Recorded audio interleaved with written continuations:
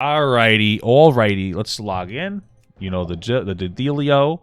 Log in a little bit, have some fun. This beat is in fact sick. I want to take a ride on your disco stick. Incredible stuff.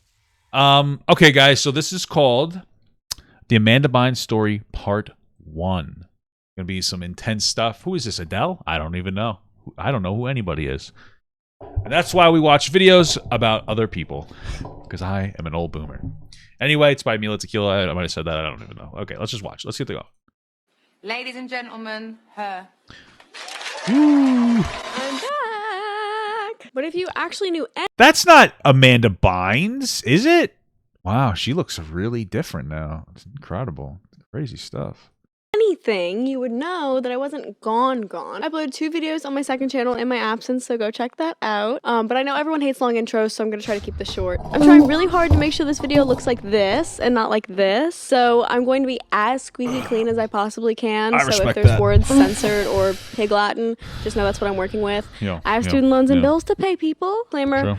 As you can see from the title, this is a video about someone who has struggled with mental health and was not feeling like themselves when a lot of the stuff I'm going to talk about took place. You're talking about Amanda Bynes? Yeah. Oh, bro, are you kidding? I guarantee like every kid who grows up as like a child star experiences mental health issues. Are you kidding?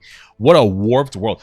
Bro, when I got into like social media, I was like 28, 29 years old. And it was still frustrating for me, a grown man who has better control over his emotions than most other grown men, to be honest with you. I cannot imagine, like forcing a kid into this field is horrible. I couldn't imagine, brother. That being said, if I see any comments being insensitive or hateful in any way towards Amanda or other people who struggle with these same problems, I am going to delete it and probably block you from my channel, because that is not the kind of environment I want here. And at the end of the day, this is my channel and I have final say over what gets to be attached to my video, and gross awful comments will not be a part of that. Yes, you're entitled to your opinion. No, you're not entitled to spewing it on my channel. There you have go. some compassion, you heartless demon. Delete also, that. Delete that, nerd. Your voices are heard. I read what you say. So delete that. and for all you doubters, this video is about Amanda Bynes. Amanda Bynes, the troubles keep wow. train wreck known as Amanda Bynes. Whoa, Amanda Bynes. I'll bind her up. All right, inappropriate. Incredible. These people put so much work into this. It's so cool. On April 3rd, 1986, in Thousand Oaks, California, Lynn and Rick Bynes would welcome their 3rd child, Amanda, into the world. These two were mature parents. Rick worked as a dentist, Lynn as a dental assistant. Rick had a passion for comedy. Hey, power dynamics, am I right, guys? Huh? Though he had tried his hand at stand-up when he was younger, but no dice. But he was making a killing as a dentist, so he wasn't some kind of failure or anything. As her daughter Amanda grew older, she gained a love for fashion. She would draw sketches of clothes and always talked about becoming a designer. More notably, though, it seems she had a natural sense of humor and took a liking to comedy just like Rick. She was super expressive and funny, and she did these great impersonations. Who would have thought that she would have taken a liking to comedy, being his daughter? Incredible stuff. Celebrities. She would be perfect for acting. So Lynn and Rick nudged her, and she tried it, and she liked it. She was pretty good at it. Great, even. We see this time and time again with child actors. Parents see potential in their kids, so they nudge them into acting, and they like it because most of it for little kids is just being cute and expressive and following directions. Yeah, you get free food and lots of attention. The showbiz children often lack. But like anything else kids get into, they usually get over it quickly. And when you're over something and your parents are so into it, it can make you feel guilty to stop doing it, especially when said thing has made you the breadwinner of the family. Amanda went from Barbie commercials to Nestle's Bunch of Crunch to a comedy camp at Los Angeles' famous Laugh Factory, where she was coached by legends like Richard Pryor and Arsenio Hall. And when it came time to graduate and perform her set, she wound up being scouted for Nickelodeon by Brian Robbins, friend of Dan Schneider, who I'm sure you've heard of. Only good things, right? But this video is she censored Dan Schneider? Is he that bad? Well, he's pretty fucking sussy, I'll tell you that much. So maybe he is actually that bad. Maybe he actually does deserve to be censored. It's just funny. I was not expecting that at all. That's funny. Amanda, it's not about him, and if that upsets you to hear, then go check out Sloan here on YouTube. I will link his channel below. He has a ton of videos about Amanda and him, and a whole documentary about just him, so go check out his channel. But from this point, she was cast on Nickelodeon's kid-friendly SNL, all that. The show featured an ensemble cast of actors who would go on to get much bigger roles, such as Keenan and Kel, Nick Cannon. She was quickly placed as a panelist on a game show on Nickelodeon as well called Figure It Out. And she was pulling in an enormous fan base and an enormous amount of money. But of course, with any level of fame will come people who want to insult you. Child actors, unfortunately, are no exception. I'm sure she got the typical "you're ugly" and whatnot, but she's spoken specifically about comments made in passing by adults, particularly saying she had a puffy face, which I'm sure the interviewer, whoever had it's what's incredible is like this stuff from back then, people were like so mean. It's crazy. It's honestly crazy because I remember watching like a whole documentary on Britney Spears. That was horrible. The way that they talked to kids and about kids, especially back then, was incredibly like pedophilic, honestly. Like, I'm not kidding. It was horrible and it was disgusting. They would, and every like, dude, I remember Britney Spears. I remember when they like talked about like it was her fault. She had like a thing with Justin Timberlake and whatever, and they were talking about how she's like a whore because he was upset because they broke up. Bro, it was crazy the way that we treated women and the paparazzi. That's actually like one of the good things about social media is now that we have social media, paparazzi like loses a lot of its flair. If you think about it, that's exactly what it is. Because like there's nothing. People have a much better ability to go and watch somebody's real lives, so they don't feel the need to.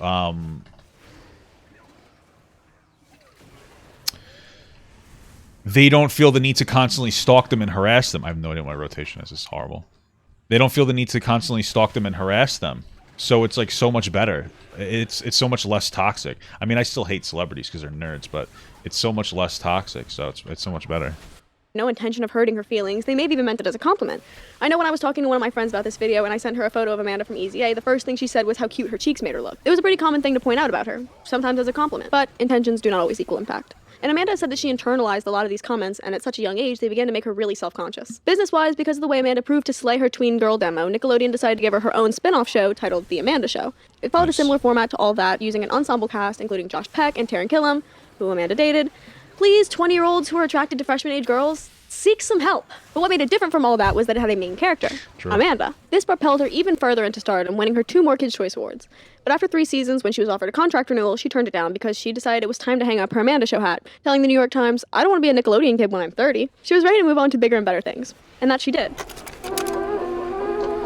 That she did. In 2001, Frankie Muniz was the star of Fox's wildly popular sitcom Bro, I Malcolm in the forgot Middle. about That show Frankie literally Muniz. ever, by the way, Dude, Netflix. apparently that guy has like he has like an issue with like a memory issue. How weird is that? I don't know if he has a condition or if he's just so traumatized that he forgot about it. Who knows? Please fight back. He was, for all intents and purposes, a child star. He was slated for a movie that would play a compulsive liar who has his life's work stolen by a hotshot movie exec, but the gag is, no one believes him. The role of girly sidekick was given to 14-year-old rising Disney star Lindsay Lohan, but she decided to take some time off from acting to be a normal kid, so the role was recast. Enter Amanda Bynes. This film, of course, was Big Fat Liar and would be Amanda's big break onto the silver screen. The movie received mixed reviews from critics because it's a kids movie, but audiences loved it, and it brought in $53 million in the box office, and Amanda's first Teen Choice Award nomination. With Amanda not... I mean, kids probably loved it. You think that the mom and dad that had to go sit through that fucking horrible movie with their kid was like, oh, I love this movie so much. That movie might as well be... That movie is comparable to Coco Melon. You know what I'm saying? Oh, it's just like... It's basically Coco Melon. That's how terrible it was. Okay? You know it, and you know it's true. Okay? Not carrying on the Amanda shut Show, up. co-starring alongside primetime Sunday night cable It sweetheart. did have what's his face, the Italian guy in it. He's a good actor. What was his name? Rudy Giuliani? I don't remember his name. You know who I'm talking about. He was in Spider-Man. Frankie Muniz, she was offered the lead on the Warner Brothers channel's new sitcom, What I Like About You. On this show, she plays Holly, who moves in with her older sister, played by Beverly Hills 90210's Jenny Garth. It was a slow success, but a success nonetheless, with about 2 million viewers tuning in every week. The show was particularly popular with the teen girl demographic sounds like that a Amanda lot. proved to dominate time and time again. Wish And I just got like 2 million that, views a week. Amanda was on Shit. top. Hilary Duff may have dominated the younger girl scene on Disney, but for Nickelodeon kids who were a little edgier, Amanda was top dog. While starring on What I Like About You, she voiced a character in an animated Charlotte's Web sequel, which did okay. But more importantly, she was cast in the Denny Gordon movie, What a Girl Wants. Paul Giamatti, In this movie, yeah. she plays a 17-year-old girl who's quirky and unique and sets out to find her real dad, Oscar winner Colin Firth. That's quirky and unique, bro. You think that she's actually quirky and unique? I fucking hate that. What a weird thing. Like kids in general want to be so unique. Quirky and unique, bro. None of you are quirky. None of you white bitches are quirky, bro. Okay, just so you know that. Only to find out that he's a British aristocrat running for office. The movie did so-so with critics, but still outsold her last film, Big Where's Fat the Liar, thing that because, jumped out? what do I always say? Who run the world, girls? And this came out the same year as the Lizzie Where the fuck McGuire are you movie getting this and from? Freaky Friday, which, as anyone who isn't a total lame loser and has seen my Lindsay series would know, Freaky Friday put a magnifying glass on Lindsay and led to her serious it girl status when Mean Girls premiered. It was truly raining teens, or at least that's what Vanity Fair said when Amanda stood alongside the leads from these movies and many other rich and famous teens on the infamous Teen Girl issue. I talked all about this in my Lindsay video, but basically it was drama central on the set of that photo shoot. But not for our girl Amanda. You'll come to see this is kind of Amanda's thing. She just minded her business and wore the cutest outfits on the shoot. She also around this time started dating her What I Like About You co-star Nick Zano, a 24-year-old man. Amanda was 17 years old, so Nick. Bro, you know, not for nothing, dude. This first of all, it's so crazy because I know. Well, he was gonna say, yeah, dude. So here's the thing. Like, obviously, as a society, we're shifting, and that I would consider that absolutely inappropriate. For the real world outside of the internet, that's not considered super inappropriate for some reason. Also, like, the parents were allowed it, which is a problem. Like, you know what I mean? Like, that's how, you know, society was fine with it. The parents allowed it, you know. And the only reason I say that is because we're very quick to call everybody a predator for everything instantaneously, because we live on the internet and nobody outside the internet exists except whatever moral values that we profess to have, you know. So it's just something to keep in mind, man. You know, it's shitty, but, you know, it's not like I really wouldn't call this individual pedophilic based on that. Well, not at all. I mean, definitionally, pedophilic are people that attract to people before, you know, puberty starts. So you're definitionally not pedophilic. Oh, fuck. Even though Amanda's career was popping, she was allegedly seeking emancipation from her parents. Schneider's wife and troll who thinks she can disrespect Patti LaBelle as if she's literally anyone, Lisa Lilland, said that she was spending a lot of time with them, and some sources even reported that she sought emancipation to move in with Schneider and his wife. But those same sources said that Amanda's parents were never letting that happen, and they were super strict and in control of everything she did, so she withdrew the petition. And this is the first public instance we see of Amanda trying to distance herself from her parents. So if you haven't been keeping up, Amanda's been constantly working. Wait, I wonder if that's because they disapproved of the relationship that she had with that guy. That's funny. Movies and 4 TV shows at 17 years old, and she's still in school. I can barely just do school. The next year, Amanda voiced a character in the greatest animated children's movie of all time, Robots, and she was in a rom-com with this guy from the first season of The OC. Awesome. Shut up, queer. And Aaron from Mean Girls, titled Love Wreck. If you're like me and you've never seen this movie or its poorly photoshopped poster, I may be able to explain that. This movie, produced by Lance Bass, was originally written and filmed for a theatrical release with a PG-13 rating. It surrounds a teen girl who's a super fan of rock star Jason Masters, played by that guy from The OC, and they end up stranded on an island together, but once she realizes they can get back, she tries to keep him thinking that they're stuck and she's a survivalist and there are zany mishaps. But due to problems securing a studio to release the film, it was continuously edited for 2 years until it was completely reworked into a family film with a PG rating suitable for release on ABC Family. But that, of course, won't come later until 2007, when Amanda was super in demand. Back in real time in 2005, when Amanda returned home from filming in the Dominican Republic, she constantly felt tired and sick, and she couldn't keep on any weight, and she dropped to 100 pounds. Turned out she had a classic case of mononucleosis, aka mono, aka the kissing disease. Because of symptoms like sore throat and nausea, mono can cause rapid weight loss. They call her like a Thankfully, whore or though, it something usually in goes away on society? its own within a week or two. But That's while how our Amanda was at her society dangerously was. low weight, her mother told her she had never looked better. And like other comments made about her physical That's fucked appearance, up. Amanda internalized. You know what's crazy? When I was what's crazy is I remember because I have a half sister, right? So I met my half sister when I was like 14, I think, and my half sister was 12. So one of the first times I met, we'd always meet when it was like me, my mom, her, and her mom, because, you know, my dad was a scum fuck. Like, my dad, apparently, the two of them agreed that if my dad knew about it, that he would probably stop seeing her because of how much my dad hated my mom. How fucked up is that? Anyway, and of course, he tried to DM her like last year during COVID and have sex with her. So what an incredible guy. Anyway, my sister's mother told me that I would look better if I was skinnier. She's like, "Your face, you have a cute face. You'd look better if you were skinnier." Fucking people, huh? What kind of a dumbass fucking thing? Funny enough, my half sister's also does pageantry. I think she was like a Miss Teen Long Island or something at one point. Fucking assholes. This shit's crazy. And from this point on, she strove to be thin, particularly 100 pounds. Once she recovered from the mono, she looked for a new way to stay thin, which we'll come back to later. In 2004, Amanda filmed a movie that would change everything, She's the Man. Starring alongside an unknown Channing Tatum, who she was... Is that a trans movie? She's the Man? Incredible. Incredible. Thank you so much for the sub. Subscribed. Or is that transphobic? I don't know. This modern adaptation of Shakespeare's Twelfth Night has become known as Amanda Bynes' signature role. She plays a girl who loves soccer, but when her school cuts the girls' soccer team and won't let her join the boys' team, she decides to take on the identity of her brother Sebastian at his school, Ilaria, while he goes on tour with his band and wacky drama ensues. So he went on tour with a band, and they weren't like, "Hey, this guy's on tour with a band. This clearly isn't him." Incredible! What a great movie. Also, I mean, how'd it go? Content of the film were mixed, but on Amanda's performance, everyone seemed to agree that she kind of killed it. Critics said that she had a natural gift for comedy and praised her elastic face. Oh, right. Ow! Oh, for the love of God! It burned! But even though her performance had viewers who... I mean, getting kicked in the pussy hurts, I think. Just not as bad as getting kicked in the balls, probably. I mean, that's a hot take, but, you know, my balls are sensitive. hooting and hollering, seeing herself on screen dressed as a boy for practically the entire movie was what Amanda describes as an out-of-body experience that made her she slip wasn't a into boy. deep She was just depression for 6 non-binary, dude. months. Chill out. This can likely be attributed to gender dysphoria. Sorry, what? Out-of-body experience that made her slip into a deep depression for 6 months. This can likely be attributed to gender dysphoria, which in many cases can lead to severe anxiety and depression. Are you? Wait, what? Hold on. Practically the entire movie. I missed something. Does Amanda Bynes have fucking gender dysphoria? Like, does it BY any have? Yeah, that's fine that she had. Did she actually have gender dysphoria? She was basically dysphoria. I don't know. I feel like that's a drastic over analysis, but okay. But even though her performance had viewers hooting and hollering, seeing herself on screen dressed as a boy for practically the entire movie was what Amanda describes as an out-of-body experience that made her slip into a deep depression for 6 months. This can likely be attributed to gender dysphoria, which in many cases can lead to severe anxiety and depression. Like other things, it weighed on Amanda and I just feel like that's probably an overdiagnosis. Like where I just feel like I didn't see. It seems like people are assuming that she had gender dysphoria from that. To me, that's kind of shitty. Like, oh, it was gender dysphoria. It just feels like an over. You know what I'm trying to say. It just seems like too much. It seems like an over prescription of like she probably had some image issues, but like gender dysphoria, I feel like not at all.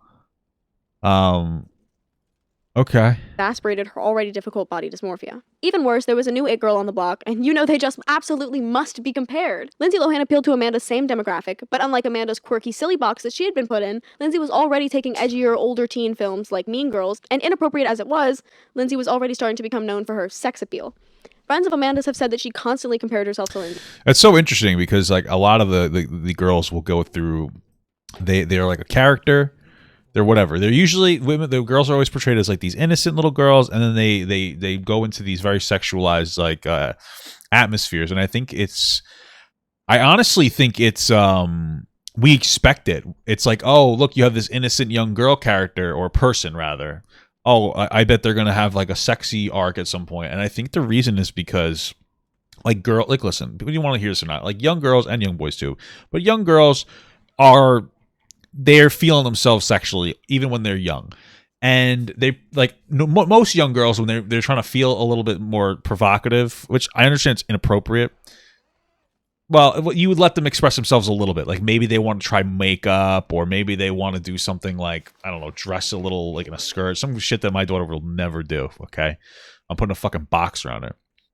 But most young kids are able to like explore and express themselves a little bit sexually, but celebrity girls are like forced into that role of just being like, oh, you're the innocent person, but they're still being sexualized, which is fucked up.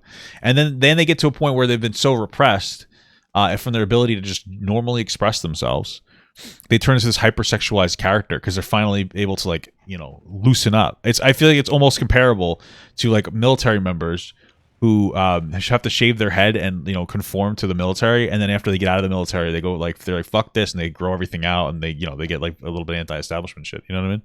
So seeing her on the red carpet, and it's just I feel like it's so normalized when it shouldn't be.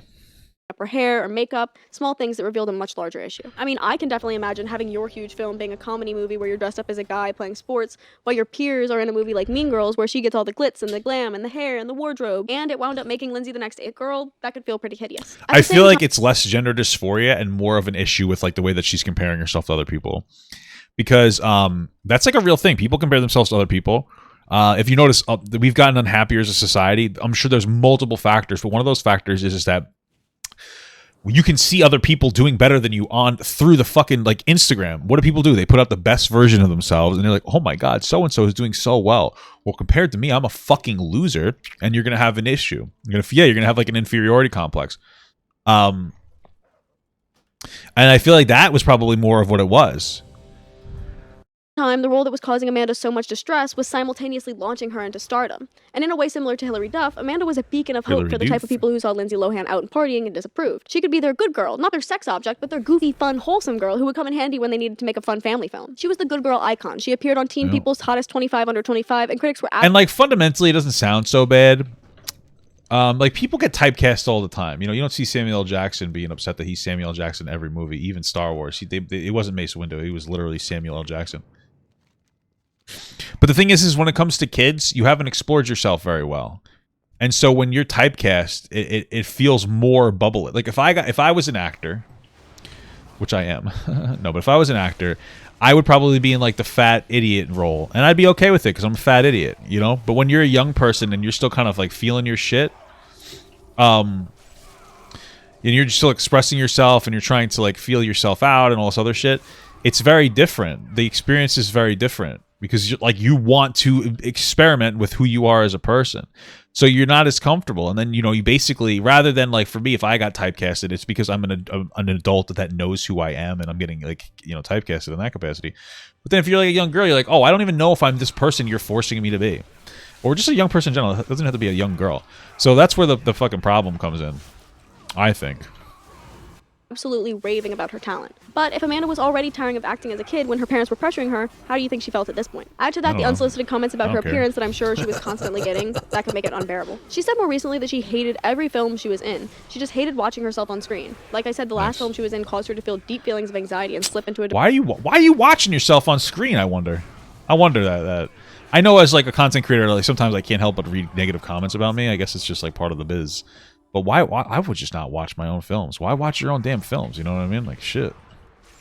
Depressive episode for 6 months. But 6 months was really all she had because by September she was on set for Hairspray. Hairspray was a film adaptation of the Broadway musical Hairspray based on the 1988 film Hairspray by the genius John Waters. This movie would feature an ensemble cast of stars like Queen Latifah, John Travolta, Christopher Walken, Allison Janney, and Michelle Pfeiffer. It was a big deal, and Amanda, along with Zac Efron, were brought in specifically for their star power among the teen crowd. While on set, Amanda was reading a trashy mag, as we all do, and she came across an article that donned the prescription amphetamine Adderall, which is commonly used to treat ADHD. What is a trashy magazine? When she's looking at porn? Is that what you're saying? A trashy mag? Holy shit. And narcolepsy, the new skinny pill. And at that moment, she had found her new way to get skinny. So she went to her doctor and, like many young people, unfortunately, faked the symptoms of ADHD and was prescribed the pill. At the prescribed dosage, I like that. This is like a year old and she's very perceptive. Like a lot of young people do, unfortunately, fake the symptom. Yeah, probably, bro. Just shit happens, man. People fake shit all the time. You gotta be wary of these dumb fucking kids. I just think that's where some misdiagnoses come from. Nowadays, it's quirky to have it. I mean, I have ADHD. It's not quirky. It's annoying. It's very annoying. I don't understand either because I hate, like, I would never tell people that I had ADHD in the back of the day. Because, like, who the fuck? Why would you tell people? Like, I feel like that's so weird to be like, hey, guys, I have ADHD. Treat me differently. That's some cringe shit. Nowadays, people are like, are fucking ranting and raving about it. They want to be treated differently. I don't get it. Substances like Adderall work in simplest terms by altering the chemicals in your brain, making available more neurotransmitters, and effectively speeding up the functions of your brain. As a result, the side effects include loss of appetite, nervousness, trouble sleeping, etc. Dependency usually isn't a problem when it's taken at the recommended daily dosage. However, when it's used in tandem with other things such as Eadway, aka mixing up with a... It can dull the effects and cause many to overdo it, and constantly overdoing it can lead to more severe effects such as hallucinations, paranoia, and delusion. But some major publication found it appropriate to publish this article that basically told everyone how to have an ED, and Amanda, like many others, likely read it and started taking it regularly. And as you may know, 2006 was prime time for the skinny trend, with news outlets like Fox calling Nicole Richie and Mary-Kate and Ashley Olsen lollipop heads. And if we're to believe the stories about Amanda constantly comparing herself to Lindsay, then that would be even more influence to become thin, as she had just been dealing with her ED months earlier. When people started to clock her weight loss, she would defend herself, citing her mono that she caught the year before while shooting Love Wrecked, and point out the fact that it was not natural for her to be 100 pounds, and that people don't really look like that, and when they do, they're usually struggling with a dependency. As soon as filming for Hairspray ended, she jumped straight into filming her new movie, Sydney White. In this movie, she plays a girl who wants to pledge for her late mother's old sorority, but when she gets there, she's shunned because she's not like the other girls, so she joins a dilapidated old fraternity house, and wacky chaos ensues. Are we seeing a trend here? Typecasting is a common phenomenon in the acting world. It can occur in two different ways. Way one is when a performer is cast in a role that requires characteristics of physique, manner, personality, etc., similar to those possessed by the performer. An example of this is having a popular dummy hunk played by a popular dummy hunk, even if it's to the detriment of your show. Way two is when a performer is repeatedly... I didn't understand what's the analysis there. I don't get it. I'm an adult man. Cast in roles that are closely patterned after that of their previous successes. Some examples of this are Michael Cera always being cast as lovable, quick-witted nerd, or Jim Carrey as quirky, manic guy with a really expressive face. But to make a decision, we should take a look, right? Happy-go-lucky, loyal... Why did that feel disrespectful to Jim Carrey? What the fuck? I mean, he is crazy now, but... best friend slash sidekick slash voice of reason. Quirky, unique girl who sets out on a mission to meet her father. Quirky, star-obsessed girl who tries to pull off an elaborate scheme to get her favorite celebrity to believe they're stuck on a desert island together. Quirky, sports-loving girl poses as her... You know what's so funny? Like, I find it interesting that people like looked at her as the typecasted quirky girl. Because every girl wants to be quirky now. And now that I think about it, I like literally Amanda Bynes was an actual cultural icon, but in the worst way. Every one of those fucking lame-ass nerds... like that make I'm a quirky girl like on Instagram that make their like Miranda sings, honestly, no offense Miranda, it's all Amanda Bynes energy and it's obnoxious. And now it's not quirky girl anymore, now it's just basic white bitch, and it's fucking crazy, okay? And it's annoying, frankly. her own brother in an attempt to play soccer and ultimately humiliate her ex-boyfriend. Ditzy, sheltered, socially awkward sidekick who is, dare I say, a little quirky. It was becoming clearer and clearer as Amanda continued to be cast in these roles that she was being pigeonholed in the same way as Jim Carrey and Michael Cera. And some argue that being typecast is kind of a blessing because it leads to endless opportunities to fill roles of a certain type, like the king of typecasting Noel Guglielmi. It's not at all uncommon to see these actors try to step out of their famed role and be criticized for doing too much or becoming pretentious. Like when Jim Carrey did Eternal Sunshine of the Spotless Mind, regardless of how good the film was, it was like, why funny man, no make face. Amanda was dying to step out of the little box that she'd been put in before it was too late. A source for The Hollywood Reporter who was allegedly present in a meeting with Amanda said everybody had her as a goody-goody. She couldn't break out of that genre. Her frustration was, I could have played this role, I could have played that role. I'm not getting the Lindsay Lohan roles. Thankfully though, unlike her other movies, Amanda really enjoyed herself on the set of Hairspray. She got to work with legends and she said it was the most amazing experience she's ever had on a set. She gave an incredible performance, sang her heart out, and delivered looks. And even though she was a supporting character, she still gave a lot of life to her role and was of course a fan favorite. People were predicting that she would be another Anne Hathaway, who had just successfully made her jump from teen movies like Ella Enchanted and Princess Diaries to mature roles like Devil Wears Prada. But I think it's important to understand this movie in context. Okay. The year is 2007. Lindsay Lohan has checked in the Promises Malibu. Paris Hilton went back to jail. Anna Nicole has tragically passed away. Brittany shaved her head and suffers a nervous breakdown. Lindsay Lohan gets 2 DUIs and goes to jail. Nice. And Nicole Richie too gets a DUI and spends a little under an hour and a half in jail. For young Hollywood, it seemed like the empire they had built up so fast was coming tumbling down. But nothing of the sort could be said for Amanda, though, at least not to the public's knowledge. The biggest scandal she had to date was her weight loss, but in comparison to the tribulations of the other stars, Amanda was a perfect angel, underweight or not. Some even complained about how clean she was and said it made her boring. Hairspray had a record-breaking release. It was the biggest debut of any movie musical. That's fucked up. And it debuted the same week as I Now Pronounce You Chuck and Larry and Harry Potter. Could you imagine you're doing the right thing and you guys are like, you're just so fucking boring. Go commit a crime or something. You know what I mean? How fucking crazy is that? Phoenix, and still came in right behind them, raking in $27.5 million. This was Amanda's first movie that she'd been in that drew an adult audience in addition to her usual teeny bopper crowd. So she had one foot in the door for serious movie transition. Bro, the word teeny bopper is so cringe to me because when I was a kid, when I was a teeny bopper, well, I wasn't a teeny bopper. There was a fucking website called like teenybopper.com. It was like a sex website, and I was like a fucking child, and I was like, oh my god. So now every time somebody says that, it's very sexual to me, and it's gross. While acting was something she was great at, she wasn't particularly passionate about it. Something she was passionate about was fashion. And arguably, the good thing about being a teen idol is that it can open doors for endless opportunities to try your hand in other business ventures, even ones you've shown no prior interest in. So Amanda was able to make this a reality for herself. Earlier that year, she'd announced her plans to release a clothing line. She made a deal with value retailer chain Steve & Barry's, which is kind of like Sears without lawnmowers. The line was called Dear by Amanda Bynes, and she described the line as very affordable and made for girls like her. Every piece was under $20, which I think is really cool. But despite the low price point, Steve & Barry's failed to drum up customers and eventually closed down, taking Dear by Amanda Bynes with it. Those close to her at the time have said that they believe this to be a moment that caused Amanda to turn to her prescriptions really heavily. Sydney White premiered, and critics liked Amanda's performance as per usual. She failed at clothes? That's crazy. That's so interesting. What was it? What, like, I know JoJo Siwa does like clothing and shit really well. Like cheap clothes. That's what I was gonna. Usually they do like luxury designer brand. Oh, that's the thing I need. Or whatever. But damn, take the L. Take the L, Amanda.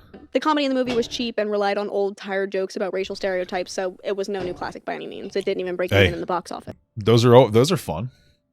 Who doesn't love a good racist moment? A good gamer bro moment.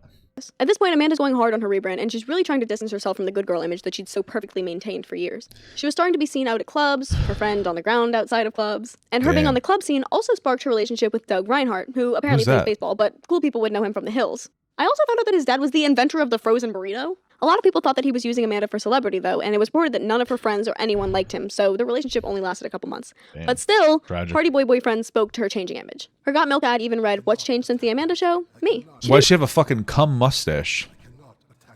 I don't get it. That's weird. Managed to score a more serious role in the Lifetime movie Living Proof, where she played the student assistant of the main character, played by Harry Connick Jr., so small role, but still progress. Around this time in 2009, she signed a 2-movie deal with production company Screen Gems, with the president of the company saying she's one of the few who can make a graceful transition from kid to adult star because she has such strong comic chops. And for the first project, she was set to co-star in the Emma Stone-led Easy A. which would be a more provocative teen/young adult comedy. Wait, Another way she but made she didn't progress do on it? her rebrand was by being photographed for Maxim magazine. She was on the cover of their February 2010 issue, just looking fine as wine. This was, of course, met with criticism because some were sad to see the person they regarded as the good girl who hadn't gone off the rails taking off her clothes for the cover of some dirty magazine. But regardless, crazy she killed stuff, it. man. She said in the interview that she was interested in taking up sexier roles so long as they were the right ones. That same month, she was cast as... There's like people are so judgmental in the way that like women decide to express themselves like physically or like sexually. It's so fucking it's crazy. Like if you really think about it, anytime a woman expresses themselves in a sexual context, they're a whore. But if a guy does it, it's just like fucking awesome. Like you're a Pogger champion. I watched that Pamela Anderson Tommy Lee thing.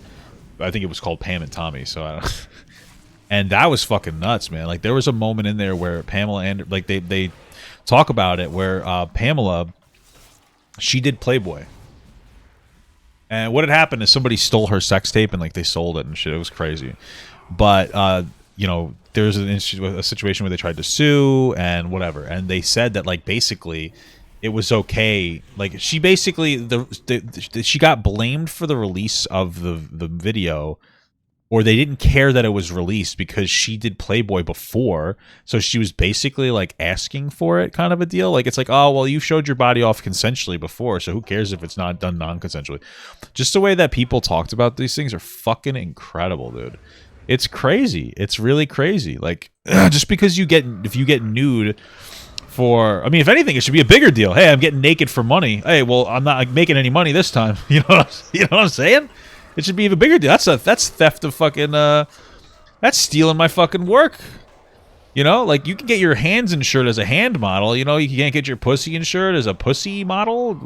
You know what I'm saying though? It's fucking crazy. It's fucking nuts. But, you know, women are always, it's always women's fault, apparently. So, you know, we can't really give a fuck that, you know, your pussy is being shown. It's your fault. Yeah, that was a good show. In a raunchy comedy Hall Pass, in which she would play a promiscuous babysitter who was interested in Owen Wilson's character, her boss. And this is exactly what she wanted, right? So everything worked out. Even though the world was eagerly awaiting Amanda's big break into grown-up films, unfortunately, Amanda's problems with her emotions had spiraled to a point where she was unable to keep it. Are you censoring addictions? In her 2018 interview with Paper Magazine, Amanda recalls being in her dressing room, chewing her emotions because she thought the effects would be stronger if she did it that way. And her mind was just in a complete fog. She just existed in a haze. She was unable to even be herself, much less remember her lines or focus on them. Hey, and when she after a night at Taco Bell, I feel the same way. You know what I mean, guys? I can't even feed myself at that point. You're just in a Taco Bell coma. It's true. It is very true. It's true stuff. She got in front of the cameras and saw herself on the monitor. Chewing Adderall. Reports said that she was acting erratically, and for those who weren't aware of Amanda's substance use, which was everyone, this seemed shocking and bizarre. Amanda eventually dropped out of the film, citing scheduling conflicts, and she even tweeted about how it just wasn't going to fit in with her schedule. Her second production with Screen Gems never went into production, and Hall Pass went on to be a flop fest. This signaled the beginning of the end for Amanda. Damn. On a night in June at around 3 a.m., Amanda's Twitter account read, "I've never written the movies and TV shows I've been a part of. I've only acted like the characters the producers or directors wanted me to play. If I don't love something, I stop doing it. I don't love acting anymore, so I've stopped doing it. I know 24 is a young age to retire, but you heard it here first." Could you imagine, though? Imagine fucking retiring at 24 years old. Incredible. Incredible. You know, just being in a situation where you're like, you know what? I'm done. You're fucking 24, dude. What the fuck? You know what I'm saying, man? That's crazy. I wish. I mean, I'd still want to work because I'd be bored, but... I've hashtag retired. My job's on the topic of her Twitter, it was rapidly evolving. She went from posting... I get paid to do the same thing that my wife does to me when we watch a movie, and that's just to constantly interrupt the fucking movie and talk and not shut the fuck up. That's what I get paid to do. Isn't that an incredible thing? That's incredible. I love it. You gotta be... who's got it better than me? Who's got it better than me, dude? Pretty much exclusively quotes to what I think might be my favorite string of tweets ever. Hashtag shout out to Mandy Moore and Ryan Adams. Foxy married couple. Hashtag shout out to Beyonce and Jay-Z. Foxy married couple. Hashtag shout out to Gwyneth Paltrow and Chris Martin. Foxy married couple. What is she doing? Hashtag shout out to Paula Patton and Robin Thicke. Foxy married couple. Only a little over a month later, Amanda was back, posting "I'm unretired" and sharing a trailer for Easy A. In this movie, she would play Mary Ann, a puritanical goody two-shoes high school student. The movie was a bit more grown up, but she still kind of had to play the good girl role. She was a mean girl, but whatever. Even though Easy A rocks and is an awesome movie and it's super funny, Amanda didn't like seeing herself in it. When she went and saw it, like other times, she had partaken in some mixed media, if you know what I'm saying. And this would obviously alter and distort the way she perceives things, and coupled with the body dysmorphia she was already suffering with, this would be a painful experience. She said to Paper Magazine, "I literally couldn't stand my appearance in that movie, and I didn't like my performance. I was absolutely convinced I needed to stop acting after seeing it." And she did. Easy A would be the last time we'd see Amanda Bynes on the big screen. She fucking 2011 was a self-owned quiet year herself. from Amanda's corner, and to us common folk, she kind of disappeared off the face of I wonder how difficult it is to be a child actor, in the sense where, like, you get older and you're changing, and so does your acting style. Your acting style has to change. Because if you're acting like Amanda on the Amanda Show, like, you're doing corny shit, which is what kids like, and they do, and that's totally fine. But then you grow up being conditioned to, like, be corny and get positive praise for being corny. Dude, if you don't stop pulling me, I'm gonna go to your fucking house and I'm gonna leave immediately. Okay? You stupid motherfucker. You stupid ass bitch. Anyway. I wonder how that feels. I really just wonder how that feels, because, you know, like I was saying, you get positive affirmation for acting in a particular way, and then you get older, and one day people are just like, you know what, this is immature, and it's like, well, I don't know what that means, because I'm like, this is how I've been acting for how long. It's just so interesting, and I also, I don't know, dude. It's just interesting. Sorry, I'm, like, She said that once she had decided to end her acting career, she found herself doing nothing. And as someone who had spent all of her formative years acting nonstop, she really didn't know what to do now. She would wake up, Oaksmay Eid way, and take her Adderall and ruminate in her thoughts all day long. And as I'm sure you could tell, that wasn't particularly healthy, if not because she was someone with low self-esteem thinking herself deeper and deeper into a hole, because she was now dependent on this medically induced state of euphoria. And that's not something you can physically keep up with when the very thing that it relies on is actively causing her to slip into a state of psychosis. And when she wasn't just sitting around, she was partying. The first red flag for the general population was in March of 2012, when Amanda was pulled over for talking on her phone and driving, which is a measly $20 ticket. After handing over— Wow, I can't believe they actually pulled her over for that. I remember where that was like a big deal. People were like, they were going like, don't text and drive. Well, people were really fucking getting into accidents over that. It's fucking nuts. I didn't think they enforced that. I'm always texting and driving. I'm just kidding. I don't do that. I'm not a fucking idiot, degenerate loser. I'm not trying to fucking kill people. Bro, are you fucking kidding me? Are you serious, you stupid ass bitches? What are you doing? Dude, I died. I'm fucking, dude, this guy is just not healing. Over I'm her gonna ID kill him. and waiting for the cop to run her information, Amanda waited right until the cop was about to hand her ticket to sign and pulled the classic psych and drove right off. The cop didn't pursue her because he had all of her information and had literally written the whole ticket already, but she apparently went to the station and signed the ticket later that day. A month later, on April 4th, Amanda is pulled over at 3 in the morning. It was talking on her phone and not texting. She's probably doing one of these, right? That shit's dangerous. After an attempt to pass a cop. It's funny, though, because I feel like texting and driving is probably more dangerous than talking on the phone like this while you drive. Isn't that crazy? Car, which already is a rookie move. Ideal spot in traffic is somewhere behind the cop, because if you have one in your line of sight where you know they can't pull you over, it's like, what are the odds of someone pulling up behind me? But anyway, rookie move aside, while attempting this maneuver, she sideswiped the cop car. After refusing a breathalyzer or a test, Amanda was taken into custody for drunk driving and a hit and run, and her bail is set at $5,000. And she gave the world this photo. Obviously, she'd been out drinking before the wreck. She was at the Standard, and then she left and went to a place called Greystone Manor, and that's where she was when she left and got pulled over. And she apparently tried to go back after she was released, but they wouldn't let her in because of what had happened the night before. And she was still getting photographed driving herself out to these clubs and texting and driving, backing over curbs. Some theorized that this diversion from her usual good girl image was all a ploy to get more adult roles. I mean, hey, people always said she wanted to get the roles like Lindsay, and what was Lindsay doing right now? Damn, you can't even have a genuine meltdown without people thinking it's performative. That's she just can't catch a fucking break. It's like, I'm going through it, guys. I'm texting and driving and crashing into cop cars. A cab anyway, am I right, guys? And they're still just like, this is a performance piece. Wasn't that simple, but that's what the people were saying. This wreck actually convinced her parents to move from Texas, where they and Amanda's older sister and her kids were living, back to California to try and help Amanda. But TMZ reported that sources close to the family said they were not interested in getting a conservatorship. In May, Amanda rear-ended a car on Ventura Boulevard. The woman she hit said that Amanda stopped, but after declaring that there was no damage, she left. The car, however, had $800 worth of damage. And even though she technically stopped, she didn't exchange insurance or wait for the cops to get there, so this was another hit and run. Of course, every news outlet was covering this, but Amanda wasn't going down in the tabloids without a fight, tweeting, "I can't help but laugh at all of you writing fake stories about me. I was not in any hit and runs. I don't drink, so the DUI is false." After hearing what she was officially charged with, a DUI, she tweeted President Obama saying, "Please fire the cop who arrested me. I don't drink and drive. I also don't hit and run. The end." she messaged President Obama. Dude, I don't know why, but that feels like racially motivated. Because I guarantee you at the time, I know for a fact at the time, there was a lot of conversations. That's when we really started talking about systemic racism, was when like Obama got elected, and then he was starting to talk about, hey, like, don't oppress black people. Amanda Bynes is like, yeah, I know how it feels to be oppressed systemically. I know. I hope he responds. That's so funny. I could just imagine her saying that. Like, I hope he responds. Bro, could you just imagine the mental state you must have been in? Like, you were sitting there and you were so irritated. Like, you oh, I just heard music. I got scared. You're sitting there and you're like really irritated and you're mad, and you've been watching on TV all these conversations about systemic racism and the way that like black people are treated differently, and you identify with it. She identifies with it in some capacity. And so she gets pulled over after being drunk and driving, or at least on pills or something. Inebriated and driving. Intoxicated in some capacity. And you're like, President Obama, I need your help. It's like like the President Trump, we need you. It's like that, but with Obama. That's fucking crazy. And so the cop was sent to Guantanamo Bay, and Amanda was exonerated and also given the presidential medal of freedom. Needless to say, she pled not guilty, and Rick even came out to back up. Didn't Obama say he'd get rid of Guantanamo Bay, and then he definitely did not do that? Her claim, saying she was not. I was told that she blew a 0 on the breathalyzer. She didn't have a single drink that night. My daughter doesn't drink. September 2012 was probably the most turbulent month for tabloid coverage of Amanda. Probably on pills. Ever. The month starts with Amanda being officially charged for everything from June and August, and she faces up to a year. The next week, Amanda's seen smoking from a pipe while driving. Keep in mind, she legally lost all of her driving privileges because of the last accidents. I'm not who you think I am. Okay, Amanda, yeah. Change your hair color. I'm not who you think I am. That's fucking hilarious. She goes, "You're not who I'm not who you think I am." Are you fucking kidding me, Amanda? That's hilarious. She just pretends not to be a fucking like a famous celebrity with a fat face. I'm just kidding. That was mean.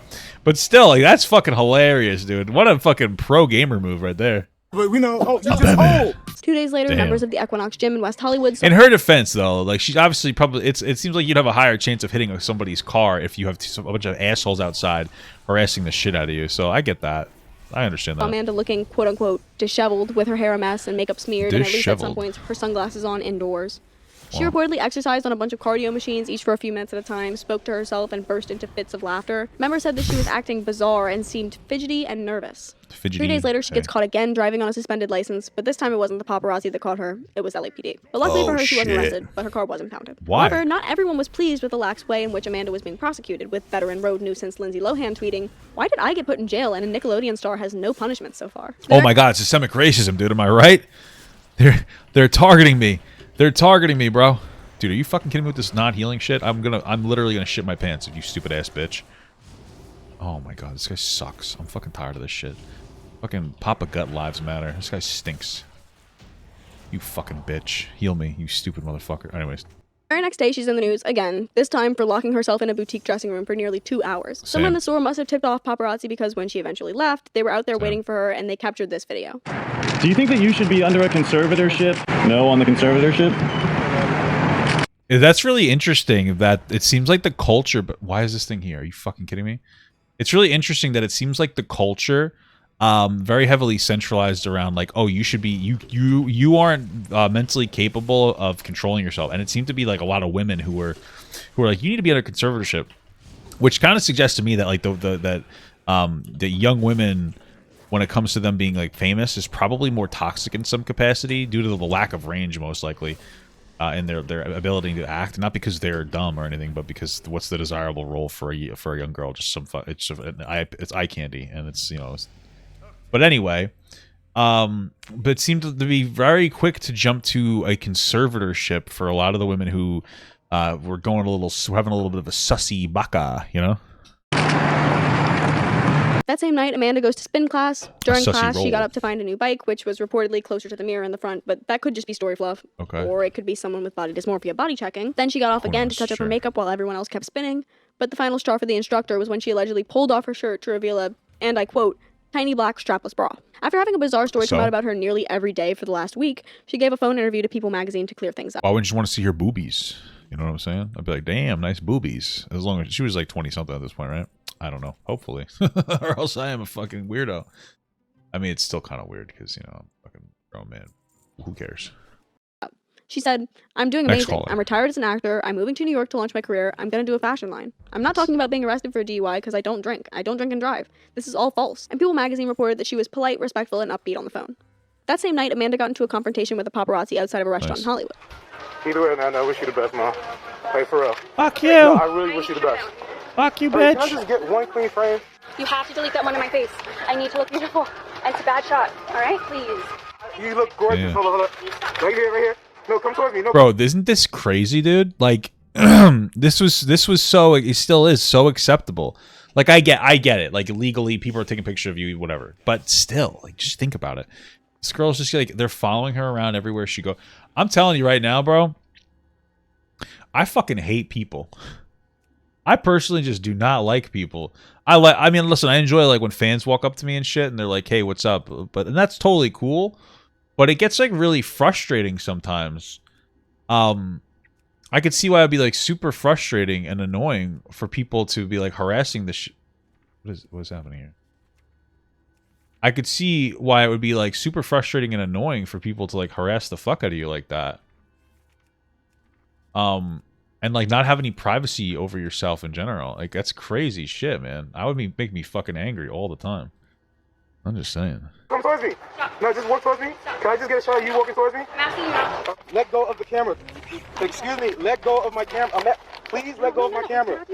All right. Can you let go of my camera? Amanda, stop. Amanda, stop pinching me. That's not necessary. Like this guy is harassed. Like think about that. This guy's following her around and harassing her, and she pinches him. And like obviously it's not right. But what does he do? He continuously follows her. I mean, you want to know why? Because he likes it that she's doing that. Because it makes him look like he's innocent in this scenario. And it's content for him, and he gets to fucking like make this into like a whole big thing and be like, "Oh my god, Amanda Bynes is fucking crazy. Amanda Bynes assaulted me. She was pinching me. Like, oh my god." And it's like, bro, you literally could just walk away, but you're not. Why aren't you? Oh, I wonder why. You know what I mean? Why aren't you just walking away? Like, because I'm a fucking idiot. You know what I mean? Not walking away because he enjoys the attention. He likes that he's getting this attention. That's the craziest part. Sorry. I did not even touch you. All right, I'm done. Okay. Ow! Ow! Yo, what the hell? See? Yo, let me go. What the Fucking hell is wrong victim with you? complex, bro. Stop that! You dug your nails into my neck, lady. Dude, are you? You dug your nails to my neck. I'm gonna continuously follow you, even though I'm trying to make this out to be that you're unhinged. Like, what's wrong with you, bro? These people are fucking psychopaths. Dude, paparazzi are fucking scumbags, fucking losers, dude. Holy shit. Get another job. Stay with that. Dude, look at my arm. Look at my arm. The video was sent to E! Look News at where he my claimed that arm. Amanda scratched him on his neck and his arms. And Oh, finally, at the no, end of the you're month, she's formally charged for terrible. driving without her license. And later that week is her court date where her lawyer enters her not guilty plea for the June and August accidents. She wasn't there, though. She was in New York where she allegedly locked herself into a cupcake shop bathroom for over 30 minutes after being in the bakery for over an hour. Hey, What I don't listen. If I'm in the bakery for an hour, it means I was eating for an hour. That means I gotta take a Mondo shit. So I'll be locking myself in there for a half hour. But also, like, think about this. When I'm in the bathroom, what am I doing? I'm playing Clash Royale or something. I probably got just absorbed into a really fun game of balloons or something like that. You know, can you blame her? understanding is that the bakery was empty and they closed the doors and turned the music down, and a firefighter was talking to her through the door. That's She didn't incredible. respond, so he got scared that she was unconscious, so he called the police to ask for permission to break the door open. Once she heard that, though, she came out of the bathroom saying, "Excuse me, I was doing my makeup." Another witness apparently said that she seemed normal She when do she came fucking out, though, coke? so... At this point, TMZ reports that she'd been dropped by CAA, her agency, meaning she's now lost her agent, her publicist, and her Wow. lawyer in one fell swoop. That's But yeah, she terrible. apparently moved to New York at this time and was telling people that she never wanted to go back to LA, which, remember, her parents literally just moved back there to help her, even though she owned a mini mansion in Calabasas, and I believe another home. She leased those out I and like left. this. In November, In Touch magazine didn't get the memo that reality is more interesting than fiction, and they published a completely fabricated article about Amanda looking totally out of it and walking around her birthday suit in a New York tanning salon. This turned out to be false and was denied by the owner of the tanning salon. Amanda told Us Weekly that she would be suing them and that she needs her privacy, saying, "I'm 26, a multimillionaire, retired." Also that month, she joined Instagram, posting the same photo 3 times with the captions, "About to get my nails done, what up though, and love my turban." And another photo saying she loves Hey, maybe dudes she with liked the picture. sexy holes. In December, she reached a settlement with the victims of the April and August accidents, so score. The next month, she posts a photo on her new Tumblr account showing off her new dimple piercings. The next year starts off on a not-so-great foot when Amanda is evicted from her New York apartment. Allegedly, her neighbors complained to building management about the smell of Eid Way coming from her apartment at all hours of Oh, the day. weed. Okay. After she left, her former neighbors did an interview with the New York Post saying that when she first moved in, she was normal and nice, she went around and knocked on everyone's doors and introduced herself, And then they said she just started acting weird. They said she would leave her front door of her unit open all the time, and that's probably why the smoking was such a huge complaint. But leaving her doors open also Yeah, let them see that she had probably. changed all the light bulbs in her apartment to red bulbs. It's kind of funny reading this as something that shows she was unstable, because this is literally how some of y'all's room looked. Just LED strips and silverfish everywhere. From there, she went to stay at the W Times Square. During her stay, employees said that every day she would come down in a different wig. And at one point, one employee alleges that they found her curled up in the corner of the gym smoking with no pants on. But she eventually moved out of here and into a swanky building called the Biltmore. Later that month, Amanda does an interview with her recent nemesis, Us Weekly, titled 25 Things You Don't Know About Me. She shares her simple pleasures like eggplant parmesan and online shopping, but she also shares some things that are kind of concerning. What's like, that? I moved to New York City and I love it. I lost 4 pounds since I moved. I'm 121 pounds. My goal is to be 100 pounds. Jesus Christ. When Amanda was 16 in an interview, she Same. said she was almost 5'8". So let's just say she's 5'7". Being 100 pounds would put her severely underweight. Thankfully, in 2013, Amanda wasn't in the news because she was driving dangerously. But she was in the news for her tweets.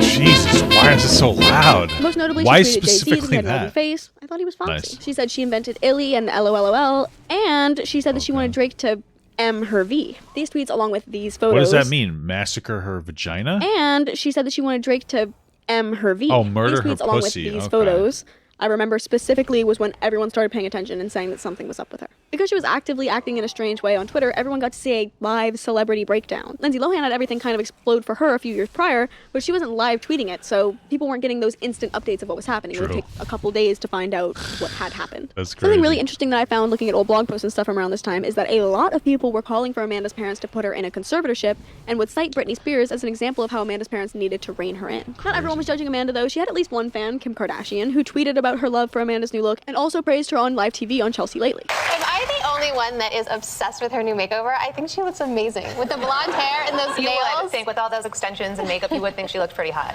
I mean, No, I'm like obsessed. You like Look at her or the not? picture. Do you I like that? Yes, I like that picture. I did. But as I'm sure you could have guessed, this behavior wasn't just going nowhere. April 2013 was another September 2012 in terms of how often I feel like an endorsement from the Kardashians, especially at that time, was probably not positive. Like, you know what I mean? They're probably like, oh, wow, they're fucking insane. So that an endorsement makes Amanda insane by association. she was on the front page of every gossip site. The month starts with Amanda being pictured out and about in New York with a shocking new look, dark red hair. But after the paparazzi pictures Okay. are making the rounds, Shocking. Amanda started denying that the photos were her, with tweets saying she had an imposter walking around New York, she doesn't even own those clothes, and she's a blonde, duh. But What the next day, which the was her fuck? 27th birthday, she was out in the exact same outfit, but the hair had faded to a brownish color.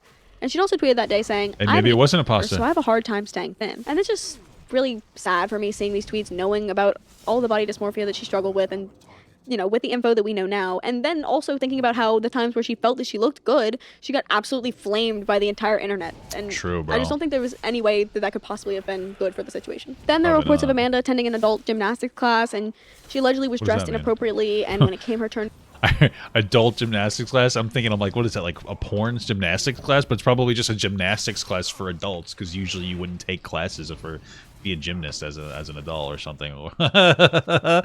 That would be, I was like, wow, that might, because like they have nude yoga on YouTube, so I kind of assumed it was almost like that. Weird. to do a flip or whatever, she spun around in a circle and was talking to herself, and she did a cartwheel and her wig fell Hey, off. good for her. And this was apparently supposed to be some hilarious story. But I don't think that's See, funny. isn't that interesting though? No, but see, this is one of those really interesting things. Is like, I know that the going theory is like she was addicted to some kind of like to drugs, and it's like that's why she's acting so bizarrely, and that's possible. But like, what if part of it was like that's what she got, the feedback loop when she was growing up, was if she acts like that, she gets attention. And so now, where a normal person would be like, I'm going to kill myself and post it on Twitter for attention, Amanda Bynes is doing cartwheels at adult gymnastics classes. You know what I mean? Like, who's to say that she didn't really want to do gymnastics growing up, and she felt like she was robbed of that experience by like being a celebrity, and she decided to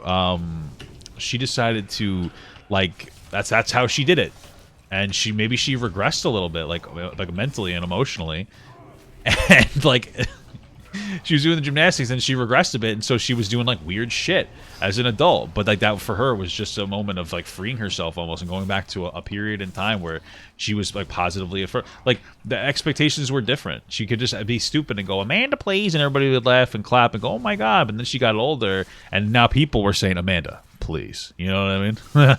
Like, call me crazy, but I think it's kind of sad. And there were people worrying about her mental health and showing concern, but the average townie sim was just like, LOL, Amanda Bynes is nutso now. She did say that this story wasn't true and that she would sue people who spread the story, but I wasn't there, so obviously I can't say otherwise. And this was kind of common. With all the talk of erratic behavior, Amanda started threatening to sue people using unflattering photos of her in their articles as well, saying, I'm suing In Touch, Us Weekly, Perez Hilton for hiring paparazzi who follow me and then take the worst photos of me at the worst angles. I'd like to put their worst photos on my Twitter until they start putting up my Twitter photos when writing a story when there is no story, just an awful photo posted with, instead of a caption, they say, I have erratic behavior when I do nothing wrong. Later in a tweet to E! News, Amanda said, I had to shave my head because of hair damage from someone at John Barrett, a salon in New York, so I'm not loving my paparazzi pics for a few years. I have extensions, but you can see them. Loving your shows, but suing you for spreading lies about me on your website. Thanks for being my fan. And allegedly, when she'd gotten said hair damage from John Barrett, it was reported that after the hairdresser finished her color, she didn't think it looked blonde enough, so she started rubbing the bleach into her hair with her hands, and if that is true, it would make sense why she would have damage. And this is when she posted the video on Twitter. If you've ever seen a video about Amanda Bynes, or if you were keeping up with her in 2013, then you've more than likely seen this video. It was captioned, getting ready and sucking on a Sour Patch Kid, and interestingly enough, people seem to think that the tweets were one thing, but this video was a whole nother. She looks horrible. Sorry. Jesus Christ. She looks like she's on fucking drugs. Wow. That's horrible. I feel so bad. What is she doing? What is she trying to do? It looks like she's trying to be fucking quirky. Like, she's like, look, guys, I'm so quirky. She might have even dressed a little goofy just so people would think that that's funny. But, like, it's people just look at it. Some thought perhaps it was like, too strange to be real. Like, yeah, it looks like she was probably trying to do her quirky thing, like she got popularized for, and it came off as like really creepy because she's a grown fucking person, and also people probably think that she's insane. Nowadays, if you did that, people would think that you're just joking and being like ironic, and they would be like, "Oh my god, you're so funny." Miranda sings, you know. Were we all getting got? Complex Magazine published an article to their website titled, Amanda Bynes either needs help or is trolling us all. In the article, they suggested that maybe Amanda was just pulling a Joaquin Phoenix. And if you didn't know, towards the end of 2008, Joaquin Phoenix said that he was retiring from acting and starting a rap career. He grew a huge beard, rapped on stage at a bunch of clubs, did a really strange interview with David Letterman, and Casey Affleck directed an entire documentary that came out titled I'm Still Here, where Joaquin's life is basically falling apart. Except it wasn't. It was all an elaborate ruse. Joaquin Phoenix pretended to have a public meltdown for 2 years while they made this documentary. And there were some, a minority, but some people thought that Amanda was just channeling her inner Joaquin Phoenix, and this was all a big publicity stunt. Amanda wasn't too happy about this comparison, and she shared a strongly worded Twit Plus to express her feelings about Well, conflict. if you were trying to fake being having a meltdown, of course you'd be upset when people said you're just faking having a meltdown. You know what I mean? So, you know, maybe she really did fake that meltdown. You know what I'm saying? She said, at Complex Mag, stop acting like I'm doing something wrong. I'm obsessed with myself on Twitter. Also, my video last night was perfection. I'm so sick of the articles you write about me. I want every fake article deleted. You're whipped by my ugly ex at Kid Cudi, whose looks and talent have always been questionable to me, him being the ugly duckling he is and all. You quote him nonstop and then take professional shots of him for your covers. His best photos aren't compared to mine at my best. The photo you chose of Aubrey for her cover is awful. To be completely fair about this one, she's kind of not wrong about them choosing an awful photo for the cover for Aubrey. Like, this photo is way better. You make people look bad. Stop acting like you know everything about what men like. I don't stop getting followed or hit on every place I go. I don't know. I'm not trying to sing, but if I did, I got offered an Interscope. I mean, she probably would get hit on a lot. I mean, she's fucking famous and has a lot of money. Why wouldn't you hit on her? You know what I mean? record deal right after I filmed Hairspray, which you might know if you sat down and did a normal interview, I might still take them up on their offer. Get the facts as opposed to talking shit. My music is going to be sicker than whatever the kind of music Scott tries to do. Stop writing articles without speaking to me first. This confirmed to everyone that these tweets were about Kid Cudi, and also probably these ones too, and these. And those tweets probably explain why the relationship was so short-lived. But that same day, we have some awesome news. In the photo that you've probably seen, Amanda's extensions were looking rough and matted. But this photo, she was actually on the way to the salon where she was getting them brushed out. So yay! Just like a the media does not want you supporter. to see this photo. On the 20th of April, she was allegedly kicked out of the gym for celebrating in the locker room. And at the end of the month, Amanda posted the first photos of her shaved head, saying she was inspired by Cassie and that it was time to stop using old photos of her when blogs wrote about her because this was her new look. May started with Amanda posting a selfie in a bra and then one not in a bra. An exclusive interview with In Touch where she says she only has hot friends and she's allergic to alcohol. She showed us that the one. video of her running on a treadmill and apparently getting the cops called on her. She just showed us that one. I'll be right back. I gotta go pee real quick. Her by the Kardashians' ex-publicist Jonathan Jackson. He tweeted that Amanda was suicidal and so messed up on drugs. And he was like, NYPD, help her now. Feeling worried, Jenny McCarthy, former Playboy model and woman who always hosts the New Year's Eve ball drop, spreads the rumor on her Twitter. Amanda responds to Jenny's tweets saying, "You're ugly. Police weren't at my house, old lady. Shut the fuck up. I need help? What are you talking about? Aren't you 50 years old? I'm 27. You look 80 compared to me. Why are you talking about me?" But her and Jenny picked me up the next day, and she said she was lying about her being ugly. So you may be starting to notice a common trend among Amanda's tweets. She called literally everyone ugly. Like, everybody. Alright, yeah, I mean, that's true. But also, like, stay out of her fucking business. You know what I mean? Like, goddamn, what the fuck you, like, shut up. The worst of which going to Rihanna, who she said was trying to look white, and she said that she was a bitch because she wasn't pretty enough. At this point, her Twitter account wasn't funny anymore. Thankfully, it didn't seem that Rihanna took it to heart, but still, it should have been a thing. Then there was Drake, Lance Bass, Courtney Love, the president and first lady, probably on account. That's fucked up. Trying to be white? There's no greater insult than telling somebody that they're trying to be white. Although, honestly, it is kind of like it's an interesting thing where like there's a lot of times when like especially when black people try to put other black people down, they call them white. They say like, "Oh, you look white," or "You're acting white," or something as a way to like put them down. And usually it's in the context of like, "Oh, like you're trying hard in school, you're just white," and that just perpetuates this idea that being white is associated with being fucking intelligent, which is a crazy self-own for some black people in their community, man. It's fucked up because white people are dumb as fuck, dog. Of not being exonerated, Perez Hilton, Zac Efron, Chrissy Teigen, and with just one stone, her own father and RuPaul. In all honesty, it's a given to me that someone who so clearly struggles with their self-esteem would use this as their main insult. I mean, she was probably in her head all day telling herself she looks ugly, so to her, the surefire way to hurt someone's feelings and bring them down would be to tell them they look ugly. She probably wasn't doing that. She was probably looking at other people and saying, "I'm better than them. I'm much more attractive than them." That's probably the way that she just values herself, is just like by how attractive she perceives that she is. So on the 22nd, Amanda has a small gathering with some people at her apartment. I don't know how long she knew these people for, but they took photos of Amanda and tried to, like, expose her living conditions. They took pictures of her feet, adorable little baggies on the floor in her room, and a joint. I think that's very liberal use of the word because she was literally just paper. But they sell these photos to InTouch, and in the story attached to the photos, they say she was smoking all night. She would half smoke on these things and then put one out and make another, hit that one a little, then go back to the first one. They also said that all her windows were either taped shut or had black spray paint on them to prevent people from taking her photos. And when Amanda sees this, she tweets, "I'm suing them. They fucked with my photos. That's not my bed. Those aren't my toes. My toes are pedicured. I just did an exclusive interview with InTouch last week. Now they brought fake and altered photos by that ugly man in the photo or someone who knows him. They used an old shot of me on the cover with a bad angle of my old nose before I had surgery to reshape my profile and remove the webbing from my eyes. I have to sue because that's not my apartment. Those aren't my clothes. They morphed my photos onto the face of someone else's body to ruin my life. I have to make a big deal of this and sue because that's not me. I care about my appearance, so I have to defend myself. I look like a different person now that I had surgery." On May 23rd, Amanda is rejected from getting on a private jet flight after she reportedly tries to use Google as a form of identification. That night at around 7:30 p.m., she was called... She tried to use Google as a form of ID. That's actually very funny. I'm going to do that next time. I'm going to say, "Who are you?" "Oh, I'm Papa Gut," and I'm just going to I'm going to Google Papa Gut. That's actually very funny. Honestly, you know who she is. You should just let her do it. That's your passport, is that I'm fucking famous. Caught smoking in the lobby of her building, causing the building manager to call the police. And when the police arrived, they knocked on her apartment door, and she opened it up and let them in, which I'm reading was a rookie move. This is apparently when she threw a vase out of her 36th floor window. Since I'm a physicist and a genius, I did the math for you. Assuming she had an average-sized vase, let's just say it would weigh about 3 pounds, and from the 36th floor, assuming every floor has 10-foot ceilings, add a little extra for the lobby, we'll say it would fall from around 400 feet. That would hit the ground at 109 miles per hour. You get hit with that, you're...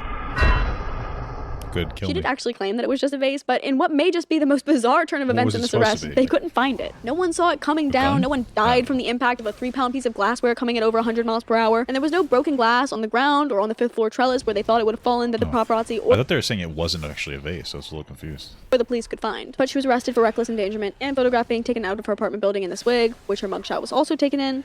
But there's also one without the wig on. I'm guessing they wanted to show the judge her range. She's eventually seen in court in these photos that you've definitely seen, and these will now be the new photos to use every time tabloids write about her. She maintained that she just opened the window to get some fresh air, and her lawyer mentioned that she wanted to file a complaint about inappropriate conduct. She didn't do her eventually hair? let out though on her own reconnaissance, but she was warned that if she got arrested again, she would face a mighty bail. When she gets home, she tweets about the arrest, saying, "I only smoke tobacco. I don't drink or do drugs. I've never had a thing in my life. I need to get a mighty bail." Like, okay, she's rich. You think that would be an issue? Another nose job after seeing my mugshot. The next day when she's getting dropped off by a cab, she's in a brown wig and she has her face covered with a scarf. And the paparazzi are just all up in her junk, which is so weird. Imagine doing this to anyone else. And I don't care that she used to act and now she tweets a lot. How about that make you entitled to literally being all up in her face with a camera? That just literally baffles me. Just how the paparazzi culture is, bro. The scarf off of her head and she went on a bit of a tirade. Dude, if somebody took a scarf off my head, I'd punch him in the fucking face. I don't give a fuck. Like, if I was wearing a piece of clothing and they tried to grab it from me, I'd smack the fuck out of that person. Like, that's a completely normal response to have. Don't touch me. The fuck away from me. Don't invade my personal space. I gotta teach you boundaries, motherfucker. Gotta teach you boundaries, motherfucker. Boundaries. That same day, she tweeted, "Believe everything I say on Twitter," followed by a twit plus that read, "Don't believe the reports about me getting arrested. It's all lies. I was asked by one of the cops the night before last, which is who then arrested me. Maybe. He lied and said I threw a out of the window when I opened the window for fresh air. Hilarious. He slapped my vagina. Sexual harassment. Big deal. I then called the cops on him. He handcuffed me, which I resisted, quite unlike any of the reports stated. At this point, I'm like, girl, don't tell them you were resisting arrest." Then I was sent to a mental hospital. Offensive. I kept asking for my lawyer, but they wouldn't let me. The cops were creepy. The cops actually asked me, and they found no pot on me or outside my window. That's why the judge let me go. Don't believe any reports. The next day, the tweets just keep getting more and more extreme. This is the actual day that she tweets Rihanna. She also says that her parents aren't in her life and that she'd rather than be homeless than live on her money. She also points out that her parents are nearly 70 years old, and she's right, her parents are hella old. And she shares another tweet plus about her arrest. For once and for all, this is the last thing. Did she have older siblings? It's kind of rough having like older parents, I think, because like they don't have the same energy. They don't have the energy to really like give you the attention that you need. That's so, I wonder if that was like an impact from that. Thing I'll say about the mistaken arrest. I'm suing NYPD for illegally entering my apartment, lying about drugs on me, and lying about me tampering with non-existent paraphernalia. Then I'm suing for being put into a mental hospital against my will, then locked up overnight for coming home after a facial and working out with my trainer like the good girl I am. I'm allergic to alcohol and drugs, and I don't participate in any of the above. I'm so... Can you be allergic to alcohol? What? Get the fuck out of here. She's allergic to alcohol and drugs? Just every drug that exists? Like, there's just a drug alcohol? I feel like that's probably not real. I mean, offended by all this, but so proud to not be a drug or alcohol user. I don't need to talk about this anymore. My lawyer and I are taking this offense so seriously. Everything they did was against the law, and the judge saw that there was no drugs on me or proof of any type of bong or mental illness. I was so offended to even be taken to a mental hospital, and they would not allow me to call my lawyer until the next day after being in jail all night. Then I went to court and was immediately released when the judge saw that I was wrongly arrested. The cops found no proof of any type of use or evidence of drug paraphernalia, such as a bong in or around my apartment. I'm also suing my apartment complex for lying about me smoking in my building. I'm free forever. You can't lock up an innocent person. Thanks for caring. Look forward to seeing me in music videos. I'm getting in shape and getting a I'm the victim of systemic racism, guys. Yeah, Amanda Bynes. nose job. I'm looking forward to a long and wonderful career as a singer/rapper. And don't even think for a second that she was lying about becoming a rapper, because she was presently working with Waka Flocka. And she apparently turned down a hosting gig for a Playboy radio show where they were going to get her a driver and everything. Bad but Barbie, she wanted to work on her album. Also, TMZ photographers finally locate some broken glass that could be Amanda's face, but who knows? It's been literally days in this. Oh, we're bong! The They next thought week, it was she a posted public bong. apology to Kid Cudi A saying, bong. "I want to apologize to Scott Muscudi. My account was hacked. I didn't call him ugly. He's not ugly. He's gorgeous, and we dated. I love him." She tried a similar strategy with Rihanna, tweeting, "I saw a bunch of mocked-up tweets about me bashing Rihanna in my mentions." And she shared this photo with the caption, "This is a mocked-up image I found on the internet that I love. I love Rihanna. She's such a beauty." This photo, for the record, is very much real. She'd also tweeted about Miley and took it back, saying she was one of the prettiest people, and she apologized to Drake, saying she'd rather be friends than smash him. And I don't mean to make a whole event out of everyone she called ugly, because I do think it's important to mention for timeline purposes, because I want you to have the full scope of what people were saying from her on a daily basis. But, one, she wasn't in her right mind, and two, we'll be here all day if I read you all of her tweets. But this one I have to mention because this really pissed me off. Okay. So this time, Amanda's in Atlantic City at the Revel Casino, seemingly by herself. She's getting photographed in the casino in the jacuzzi on her phone, and there's reports of her lunging at someone who tried to take a photo of her and making fans delete selfies if she didn't like them and whatnot. But for once, Amanda was literally just tweeting, minding her business. She didn't at anyone, she didn't name drop, she didn't subtweet anyone, nothing. She tweeted, "If you're not hot, I don't care about you." A controversial opinion? Sure, but She wasn't being antagonistic to anybody. She's just being annoying, like a Twitter annoying person, but okay. she is so clearly not in her right mind that shouldn't offend anyone. But that didn't stop the literal most irrelevant person that I could think of from inserting themselves in the situation for actually no reason at all. Matt Prokop. Do you know who that is? No. Exactly. The guy who played fake Troy Bolton in High School Musical 3. Well, I would get offended too if I was him. If somebody said if you're ugly, whatever, if you're not hot, you're ugly or whatever she said, I would get offended if I was that guy because he's ugly as shit. I loved High School Musical. I had the poster for this movie in my room growing up, and I genuinely have no clue what his character's name was at all. But he replies and says, "Fake fan, right? Look in a mirror. Stop getting work done. Save what's left." Amanda replies and says, "Your girlfriend has an ugly face like you." Oh my god. To which he replied, "Wow, the devil speaks. We were fans of yours." That is the most ridiculous response I can literally think of to Twitter beef that you incited. Then he tweeted, get ready for this one, "And my girl is more successful than you will ever be." He knew damn well better than to say himself. I'm just going to say that. "Enjoy the long road downhill, disgusting head." Let me get this right. Hold on. Let me make sure I have this right. You, Matthew, logged on to twitter.com, searched for the account of a woman who had at this point been having a super publicized breakdown. Well, he was probably following her in some capacity, or he saw it. Like, I don't know if he searched it out. Imagine he did though. He was like, "Oh, what's Amanda Bynes doing? I want to fuck with her." You know, yeah, it's possible, I guess. For, to the general public's knowledge, at least a year. and you replied to a tweet that I guess you didn't like, but had absolutely nothing to do with you, for the sole purpose. Dude, that's Twitter. You know what I mean? That is literally Twitter. That's just Twitter, replying to tweets that have nothing to do with you. That is fucking Twitter. At this point, you're just criticizing the existence of Twitter, which is totally fair. But that is what Twitter is, of replying to tweets that you have no business replying to. That is how the space works. And I'm here for it. I'm here for the drama. Provoking someone that you clearly know is struggling with mental health and addiction, as you so. Also, I doubt that they thought, so not for nothing, even today, but like especially like back then, and it's not even that far ago, but people didn't give a fuck about mental health. Do you think that they were like, oh my god, you must be struggling with mental health? That was not a thought that crossed anybody's minds. He probably thought she was annoying because she wouldn't shut the fuck up about how people like about how everybody's like ugly or something, and then that's what he said. Like that's probably it. I don't think it had anything to do with like this whole concept that he's like, oh, I know she's struggling with mental health, but like, man, nobody fucking even thinks that. And it's, I mean, you know what I'm saying? So Classily pointed out. Am I understanding that right, Matthew? You thought that was really the move? So then Amanda responds and says, I like her ugly face. She isn't as pretty as me. You need to put up 2 comparable professional photos. She's not a model. I am. And Matt replied, clearly not following the guidelines Amanda laid down. And Amanda replied again, saying she wants new photos because she's had a nose job, and why is he on Twitter? Hold on, what is this? Well, she does look Not better. following the guidelines Amanda laid down. Who's And Amanda that girl, replied though? She again, looks familiar. saying she wants new photos because she's had a nose job, and why is he on Twitter arguing with someone who's so publicly and widely known to be unstable? Then Fake Troy replies, you're not a model. You are plastic. Nothing about you is real anymore. It's so sad how blind you are to reality. Oh, wow. Stop getting work done. He's You were getting her on that beautiful. one. Me and Sarah looked up to you. Now you're looking more like a porn star. Hashtag is sad. Jesus. First of all, looking like a porn star, awesome diss. You're right. Women He's fucking, he's shredding her. And I think he was saying, look, she looks like a porn star because, like nowadays porn stars look like normal people, but men used to be super attracted to like fake tits and like, you know, blonde bimbo fake tits kind of shit.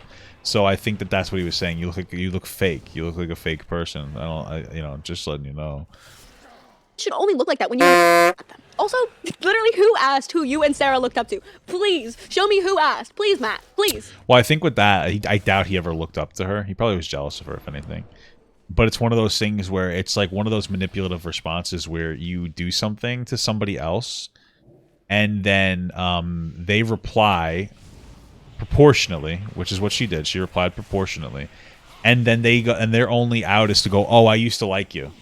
Oh, ew, like now I don't like you anymore. Oh, I'm going to be withholding of you." It's like, let's say you're with somebody and you asked them to do the laundry a while ago, and then they don't do the laundry. And then you're like, hey, like you said you do the laundry yesterday. Can you do the laundry? And they said, wow, I was going to do it. But now that you're fucking starting a fight with me, I'm not doing the laundry. It's like one of those things where they never intended to do the particular thing, or they're being dishonest about something. In this case, obviously, being a fan. And then the second that you criticize them, they're like, oh, well, I was a fan. Now I'm not. So it's a way to just be kind of manipulative and shitty. Then, because this was the most attention he'd ever gotten since co-starring in a decom with his actual celebrity girlfriend, he keeps dragging it on, saying, I'm gonna go take a shower. Bynes, you should do the same. That's kind of funny. And then tweeting the lyrics to the Amanda Show theme song. Then he posted on Instagram about how she blocked him. Casting must have been real light this June, Matthew. Lots of time on your hands to pester someone with a mental illness. You're so awesome and cool. Anyway, if you can't tell, that story really annoys me because most of the time when she was arguing with celebrities and they totally owned her, it was because she started it. But this person literally just came out of the woodworks, a complete nobody. Like, I don't think she would have even thought to insult him because who is he? Like, such an irrelevant ass person. And he comes out of the woodworks just to pick on her for absolutely no reason, so that he could then play the victim. Like, no one feels sorry for you. Literally, not one soul. You with the dishes, exactly. I looked up Matt, and I find out that Sarah Hyland has a restraining order against him. Wow. I knew that this behavior was a red flag. I'm very happy that Sarah is away from him, though, and in a happy relationship with that guy Wells from The Bachelor. Also around this time, the guy who started the rumor that the cops were at her apartment posted these doctored up ass texts, basically trying to convince everyone that Amanda was, in fact, pulling a Joaquin Phoenix. That would have been riveting if literally one single person believed they were real, but it was obviously fake, so no one cared. Well, I'm just curious, why was it considered fake? Like, I'm not saying it's real. I just, like, what made everybody think it was fake? Or did they actually think it was fake? Or are you just saying that everybody thought that they were fake because you're a big Amanda fan? Amanda would start nonstop tweeting about plastic surgery. She revealed that she was born with a birth defect, webbing between her eyes, and she had nose jobs and surgeries to correct this because it was so embarrassing for her. And this is why she's so adamant about tabloids using new photos, preferably ones from her Twitter, that don't show her birth defect. She posted about how she was between nose jobs so her eyes looked bruised, and how she was going to get her whole face done, saying there's a surgery for everything that's wrong with you. Late June, after posting she had made it out of her most recent surgery alive, what did it actually saying say? There's a surgery for everything that's wrong with you. Oh, Late June, after posting she had made it out why did they do that Why was that happen? I'm confused. What the fuck? Most recent surgery alive, a new shockingly bad photo of her that would become the new photo to use in every article is posted. She of course denied that the photo was her and said that her— She doesn't even look that bad. What do you mean shockingly bad photo? She looks like a normal fucking person. What the hell? Like, why does everybody have to be perfect? I mean, I look like shit when I go out. I don't give a fuck. Yeah. Face was morphed onto someone else's body. Someone with a round head. Webbing Early in July, your she went on a eyes. Twitter rant What about are how you, her an nose was amphibian? broken and making the bone under her eye protrude. Just hours later, she walked into the Manhattan criminal courtroom wearing a blonde wig dyed blue, a tank top, Jordan 8s, sweatpants, and a Rolex that wasn't set to the right day or time. Her appearance, though, was short. How do you know that? How do you know her Rolex was set to the wrong date and time? How does somebody obtain that information? Seriously, what the fuck? That's so crazy. She was formally charged with reckless endangerment and attempted tampering with physical evidence, and she got her new court date. The next day, she was photographed in the same outfit from the day before, sans blue shoes and wig. This video shows her dancing through the streets. Okay, me too. Same. See, we're really watching her dance through the streets here, huh? Holy moly!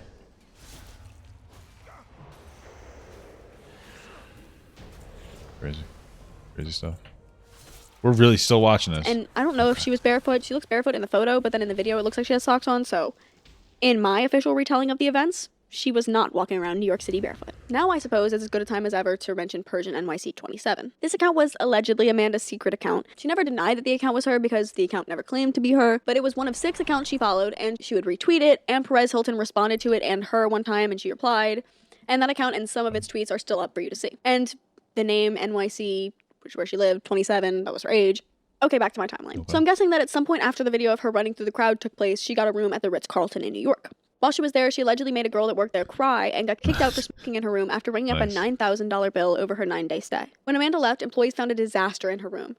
There was ash everywhere, and the smoke alarm was pulled down and cut off, and she left what looks like all of her beauty products. Now, this is where the story gets a little fuzzy. Amanda was kicked out of the Ritz on the 19th, and she somehow got herself to California. She has no vehicle, and she has no license to get on a plane. Sources who know her family said that she told them she cabbed it, and the drive from New York to LA is a 42-hour trip, which is a little under 2 days straight of driving. So, I literally don't know. She either A, got in a bunch of cabs and just got them to take her as far as they could, which is usually about 100 miles, until she got all the way to LA, and I can only imagine how much that cost. Or B, I don't even know. I don't have another option. I guess she could have taken buses, but that would have been, again, a bunch of bus changes, and there would have had to have been photos of Amanda Bynes riding a Greyhound. So on the night of the 22nd, Amanda shows up at a retirement village, aka an old folks home, in Thousand Oaks, California. The person at the front gate didn't let her in because they said she seemed drunk, so they called her a cab. When the cab got there, she got in and said, "Get me the fuck out of here. I have no money."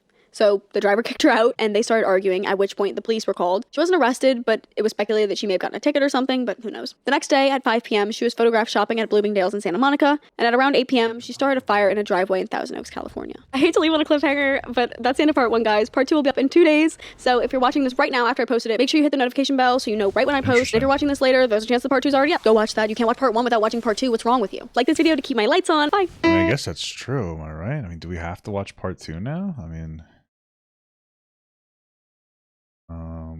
I guess so. I guess we do. Okay. Well, I'm invested, yeah. We got Message 1034, reported a gasoline tank on fire in the driveway. Avenida de los Arboles at Moore Park. Maybe. I've read reports that said this was her parents' neighborhood. I've also read articles that said that there would be no reason for her to be in this neighborhood at all, but I don't know. It was close to the retirement village she was at the night before, so. From what I've gathered from all the different news stories, she's got just a small gas can and her dog with her, and maybe she was looking for her parents' house and couldn't find it or something, so she just picked one. She either pours the gas on the driveway, gets some under her pants and her dog, and then lights the puddle anyway, which ignites the gas can as well, causing a trail of fire. Or she lit some kind of piece of fabric and had it sitting on top of the gas can, and that caused like a mini explosion that started a bunch of little fires around the driveway. Either way, something causes her pants leg to catch on fire, so she stops, drops, and rolls, which scares her dog, and he runs away. At this point, someone, a man named Andrew, was driving by, and he sees her laying down with her pants on fire and goes to pull over. By the time he's out of his car and walks over to her, pants are off. He must have been a liar. Liar, pants on fire. I lost one of my keys. What the hell? Bro, this is so frustrating. I lost like a literal key that I need to play this game with. How fucking crazy is that? Okay. On fire anymore, and she's chasing after her dog. He asked her where her hose was, thinking this was her house, and then asked if she was hurt, which she said no, and she took off after her dog. Now, others have stopped to help him put out the fire. He tells one of them to call the cops, and he gets in his car to go find the person who just started this fire. He sees her on her phone crossing an intersection where she meets a cab driver. Andrew jumps out of his car and runs to the cab driver and tells him not to take her and that something is wrong with her. She tells him she needs to go because her dog has just been burned, and this is when she runs a block down into a convenience store. In the footage, she can be seen running in, dog in hand, and she goes past the register to an employees-only area where she tries to wash off her dog. What? She tried to wash off her dog? What the fuck? After a moment, the employee goes into the back and asks her to leave. Wow, imagine you asked Amanda Bynes to leave? What the hell, bro? What are you doing, dude? The famous celebrity Amanda Bynes?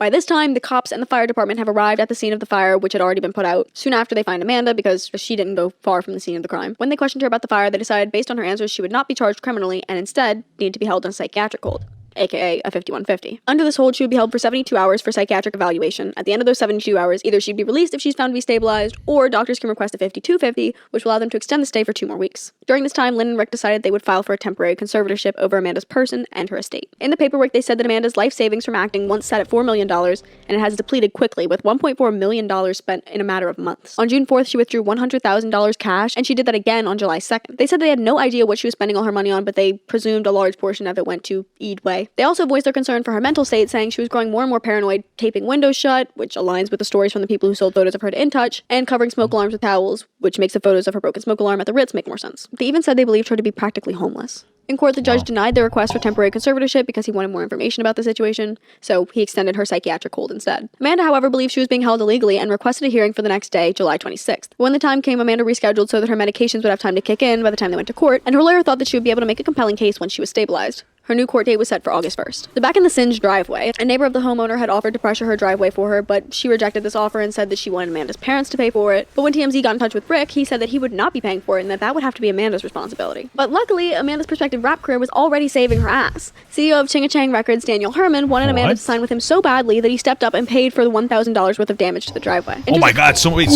does she not have her own money? I'm so confused. The anecdote about Ching-a-Chang is that at the same time, Michael Lowen negotiated a deal with him to give Lindsay's little sister Allie a deal for a country record, but it later fell apart after Michael threatened to burn Daniel's house down. Anyway, in the days leading up to Amanda's court date, it was reported that she was doing a lot better on the medication that they were giving her. And I just want to know, is it not illegal for people inside these facilities to be selling stories to the news outlets? Because I found stories that were saying employees said they had to change Amanda's room after she kept insulting her roommate. And I was like, how do we know this? Were we a fly on the wall? Were we there? Or is someone just breaking HIPAA? But even with her improved state, doctors still said in court that she needed to, at the very least... I wonder if that is a HIPAA violation for, like, employees or, like, I don't know, they're not... What are they?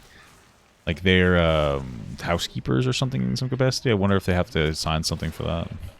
Finish her 2 weeks so that they could further analyze her and talk therapy and give her medicines as they believe she wouldn't take them if they let her go. So her next hearing is a week later, and at this hearing it's decided whether or not she'll continue to be held, which would lead to a conservatorship like her parents were asking for. If her parents win, she goes back to treatment until September 30th when a real hearing is held for a conservatorship, and if they lose, she walks free. At the hearing, it was decided that she would be placed on an extended 30-day hold. The very next day, the judge grants Lynn a temporary conservatorship. Her lawyer was in court fighting for her, but to no avail. At the end of the month, she was transferred to the UCLA Medical Center. Her spot there was not cheap, though. It cost $3,500 a day. Thankfully for her wallet, though, she didn't stay there long. After about a week and a half, she left at the suggestion of her doctors and checked into the Canyon Treatment Center in Malibu, which, by the way, is the same place that had to make a $250,000 settlement with actress Brooke Mueller after someone shared confidential information about her treatment with media outlets 2 or so years prior. Also, even though this is a luxury treatment center, it's still $50,000 left. That's crazy, man. Like, imagine working there and you get insider information. Like, you work there as like a fucking, you clean up the shitter. And then you get some information and you lie about it. And you're like, hey guys, there's some information here about Gwyneth Paltrow. I don't really know who would be there. And then they have to pay for it, and you just get fired. Life's good, you know what I'm saying? A month for her to stay there. On September 24th, her court date finally comes for the wreck the year before. However, due to her extended stay in rehab, her lawyer argued that she was unfit to stand trial, and the case was transferred to mental health court, where they would evaluate her state. A couple days later, another one of Amanda's lawyers went to court for a vase throwing incident and asked for the case to be postponed for 18 months while she sought treatment. This became a big deal in the tabloids because everyone was like, she's going away for a year and a half, which would have put her release date in 2015. But the good news for her in that case was that due to the troubles they had finding the vase, she would likely get a plea deal, or the whole case would get thrown out altogether. In November, the judge on her wreck case ruled that she is fit to stand trial and is now considered competent. But as far as a conservatorship goes, she was still not considered mentally fit enough to care for herself.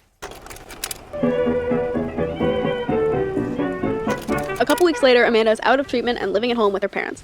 And as long as she continues to go to therapy sessions 4 times a week, her vase throwing case will get thrown out. No pun intended. Once she got home, it was mostly good news. She was seen at Disneyland with her parents. It was released that her dog, Sherbert, was living with a new family, which was sad for Amanda, but much worse could have come from the events of that night. It was announced that she was enrolled part-time in FIDM for product development, and when she started, reports said that she was super nice and sociable, and she would make presentations in front of everyone, and she was comfortable with her classmates. And this is awesome because fashion is something she'd always been interested in, and it seemed like she was finally being herself again from the public's perspective. People start to notice from paparazzi shots that it appeared she was removing tattoos, namely the angel wing tattoo that sat prominently on the front of her arm. She also had a diamond tattoo that I know she removed, and a tattoo in Hebrew that I believe she still has. But this seemed like a positive sign to everyone that she was ready to wipe her slate clean and really have a fresh new. How crazy is that? People are like, oh, she's getting rid of her tattoos. I guess she's not fucking insane anymore.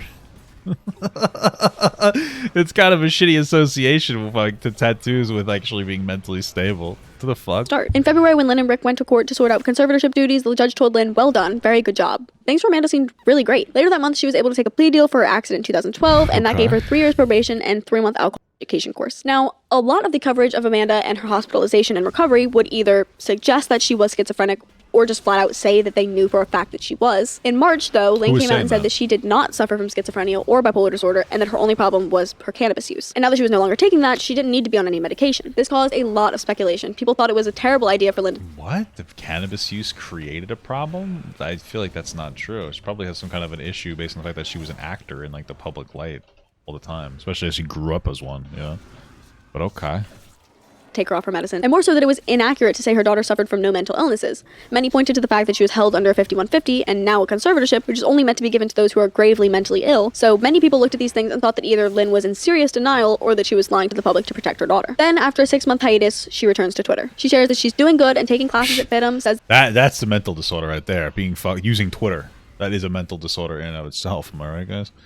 that this is her only Twitter account, I'll get to that in a minute, a sketch, post photos of her celebrating her 28th birthday in Cabo, and some pictures at the FIDM debut fashion show. That summer, things seemed great for Amanda. She would pop onto social media to share photos of her still looking happy and healthy. She was acquitted for the vase incident, and it was reported that she was looking for an apartment to stay in while she attended classes. Other than that, things were literally silent from Amanda.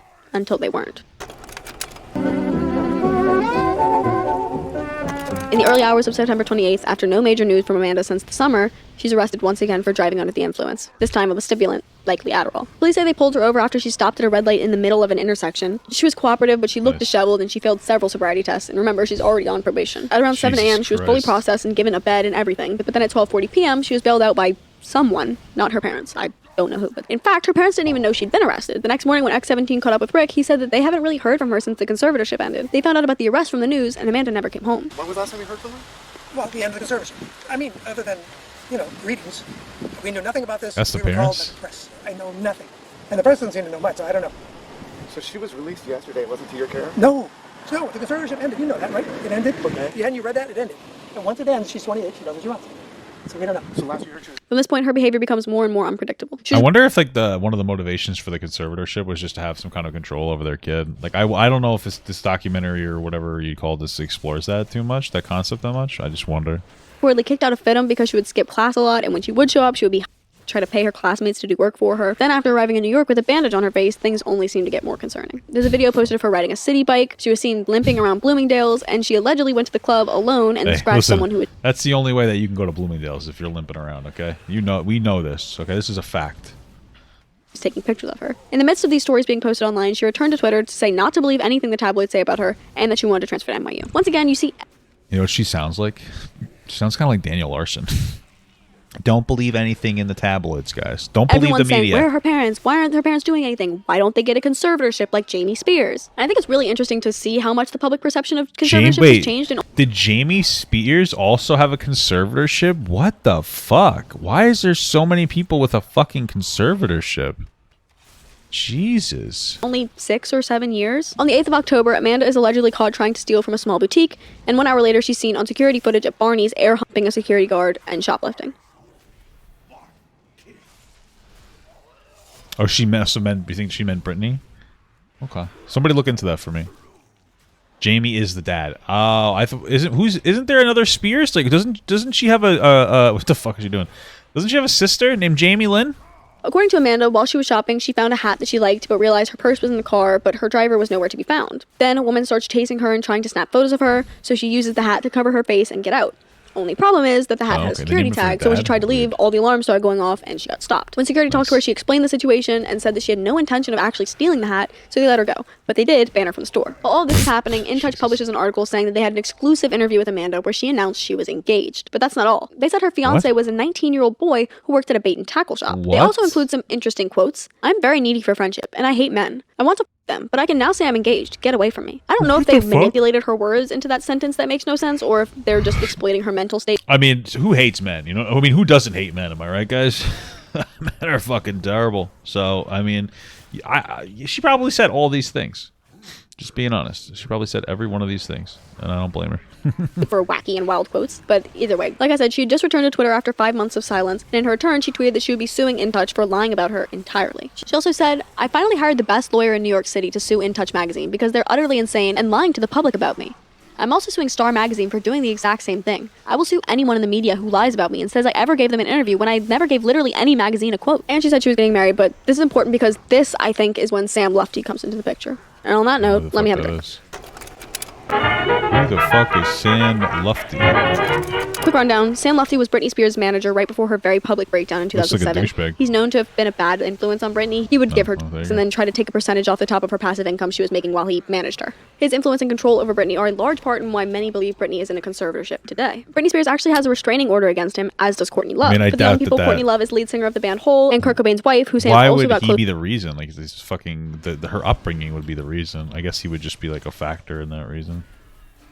to at her darkest times and mailed her and told to choke and die. Sam Lufty slid into Amanda's life as he did with Brittany and Courtney and made her feel like he was the only one on her side. He got her. He knew people. He was going to get her legal justice against the tabloids, against her parents for holding her against her will, all of it. All she had to do was come meet him in LA so he could set her up with his hotshot lawyers. Obviously, Amanda didn't like that because that's where her parents were and she feels controlled there, but if she can just get there, meet the lawyers, say her piece, everything will be fine. So the morning of the 10th, Amanda tweets that she's on the cover of every magazine, and then she talks about how all they use is bad photos of her, which is probably because she called everyone ugly, but she wants them all to stop saying she needs mental help because what she really needs is help looking pretty. So help. The reason that they use bad pictures of her is because it's more compelling. I mean, notice people will clickbait people on even on YouTube, and they'll use bad pictures of other people because it's funny. You know what I mean? It pulls more views, like a way to clickbait a bit. It's like, look at how ugly this fucking asshole is. Look at this disgusting bitch.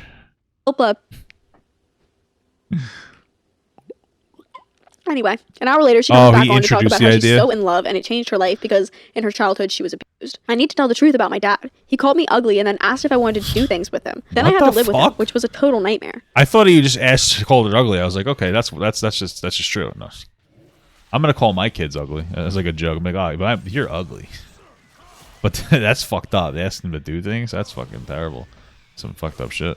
"I will not be brainwashed or manipulated by anyone anymore. So let me live my own life without unhappiness and misery." 2 hours later, she tweeted, "My dad never did any of those things. The microchip in my brain made me say those things, but he's the one who ordered them to microchip me." And by this time, her siblings had come out and said that they were really upset about this, and her parents' lawyer made a statement that they were heartbroken. If I have my timeline correct, right after this, she arrived at LAX. In the video, you can hear paparazzi asking her if she regrets the claims she had made that morning, to which she responds, "They're all true, and I will sue." Also, I thought this clip was interesting.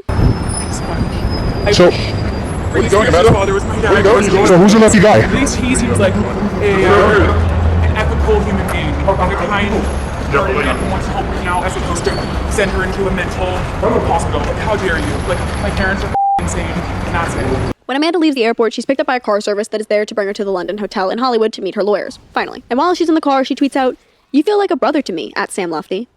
Except that's not where they brought her. Instead, she was dropped off at a hospital in Pasadena where her parents' lawyer, Tamar Armanak, was waiting. And Sam Lufty had tricked her.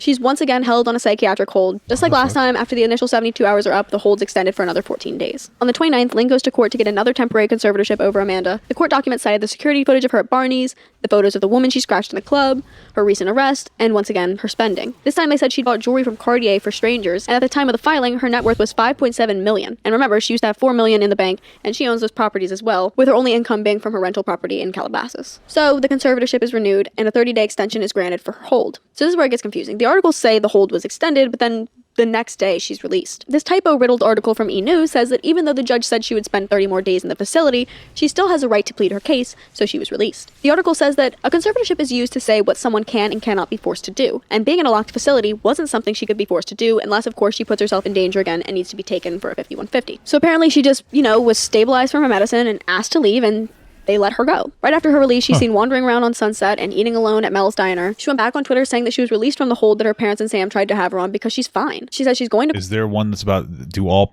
Jubilee video about do all paparazzi agree? Shit, send that to me. Well, it's interesting. Court to fight for her freedom because people need to see the real her. The next day she's at Mel's again, this time with her lawyer, and they both end up being late to court, which I think is so irresponsible for her lawyer to have even why would they go to lunch so late? What is it? Eventually her lawyer goes and he's turned away because even though she's out, her conservatorship prevents her from entering into any new contracts, and thus she couldn't find her own counsel. This is why that part earlier— yeah, it's fucked up. It's really fucked up. It's so crazy. I think I remember with the Britney Spears thing that was like I think they what the other thing I remember specifically was that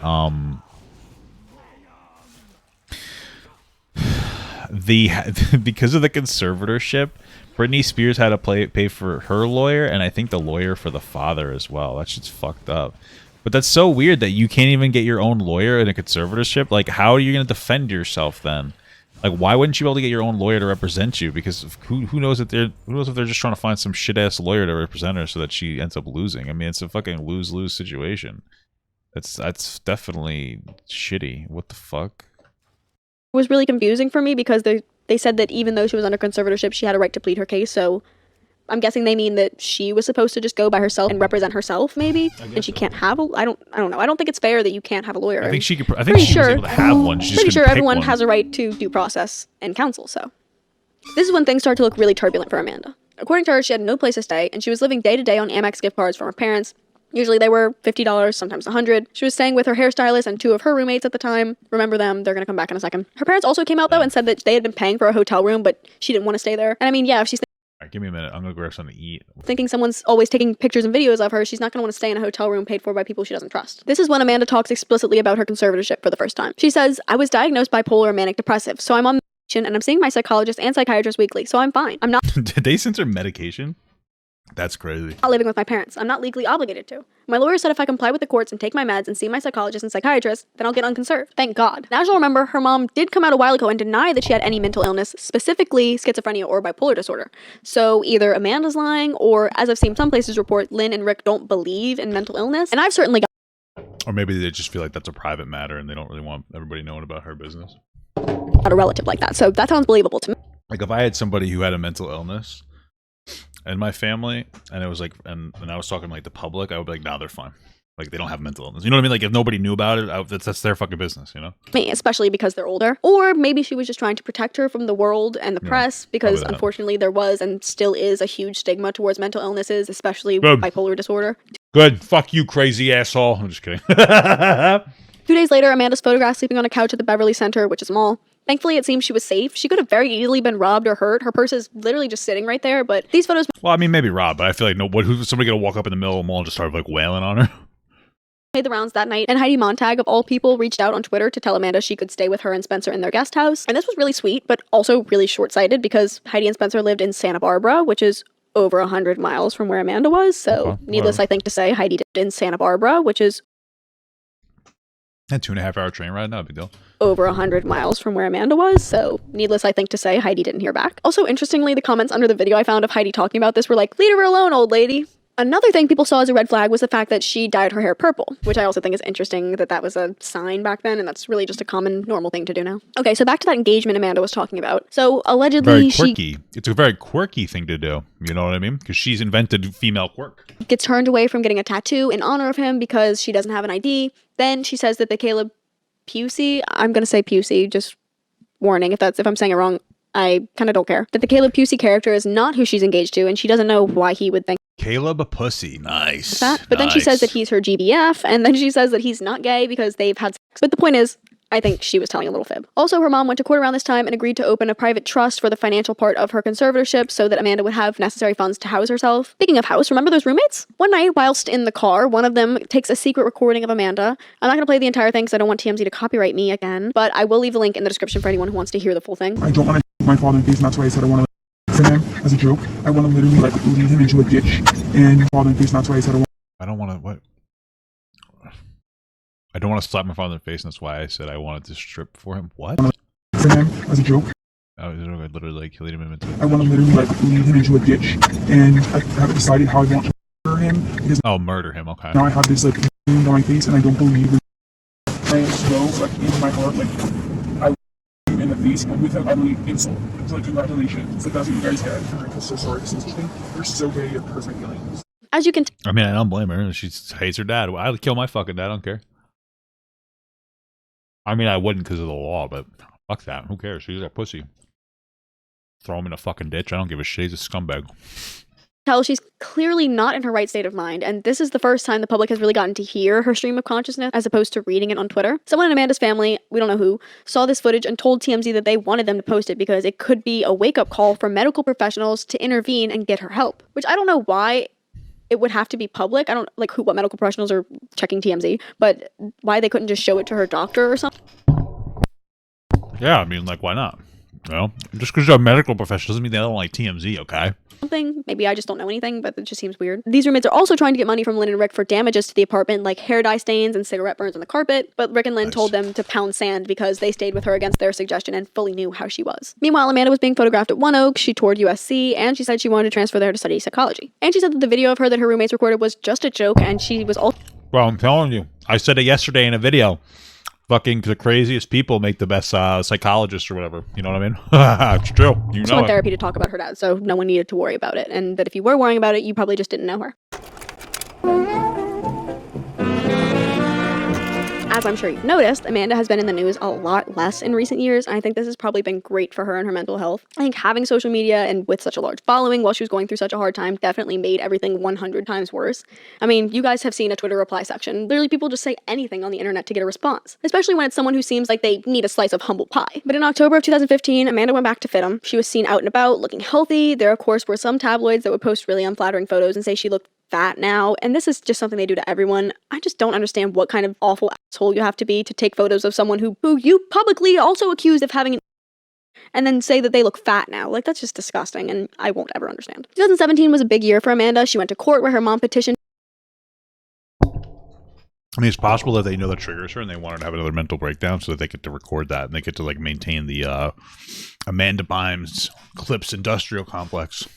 to end the conservatorship over her finances, and the judge said that she made great improvement over the last couple years. But I have seen that it is possible she still isn't in control of her finances because it is possible that Lynn could have made someone else the trustee of the trust. So I don't know how that works. Hopefully, though, if she's not in charge of it, it's a legal entity so that there can't be any type of like personal squabble holding her money from her, because I don't think that's fair. It's still her money. She should at least be able to feed and house herself and get herself where she needs to go. Her probation also ended, and she did her first interview in 4 years where she announced she was ready to try her hand. Wow, she does look fat. I'm just kidding. Where she needs to go. Her probation also ended, and she did her first She looks nice. interview in 4 years where she announced she was ready to try her hand at a comeback. I'm going to start acting again. Yes! When you told Drake to murder, I actually wasn't being insincere. I was like saying... you were serious. I was serious. How brave is it that she was willing to fuck a guy in a wheelchair? Incredible. But I was also on... That was my way of saying, like, let's do it, Let's man. do it. But I was like on... trying to be hilarious. In November of 2018, Amanda was on the cover of Paper magazine, and she did a candid interview explaining nice. pretty much everything. Though some did criticize it for smoothing over the problems, but I thought it was pretty in-depth for first magazine cover in 4 years, and it's a deep dive into your personal struggles. She also officially filed a trademark for a vintage fashion line. But unfortunately, the pressure of being pushed back into the public eye was too much for her. When this cover came out, I remember... This is what she looks like now?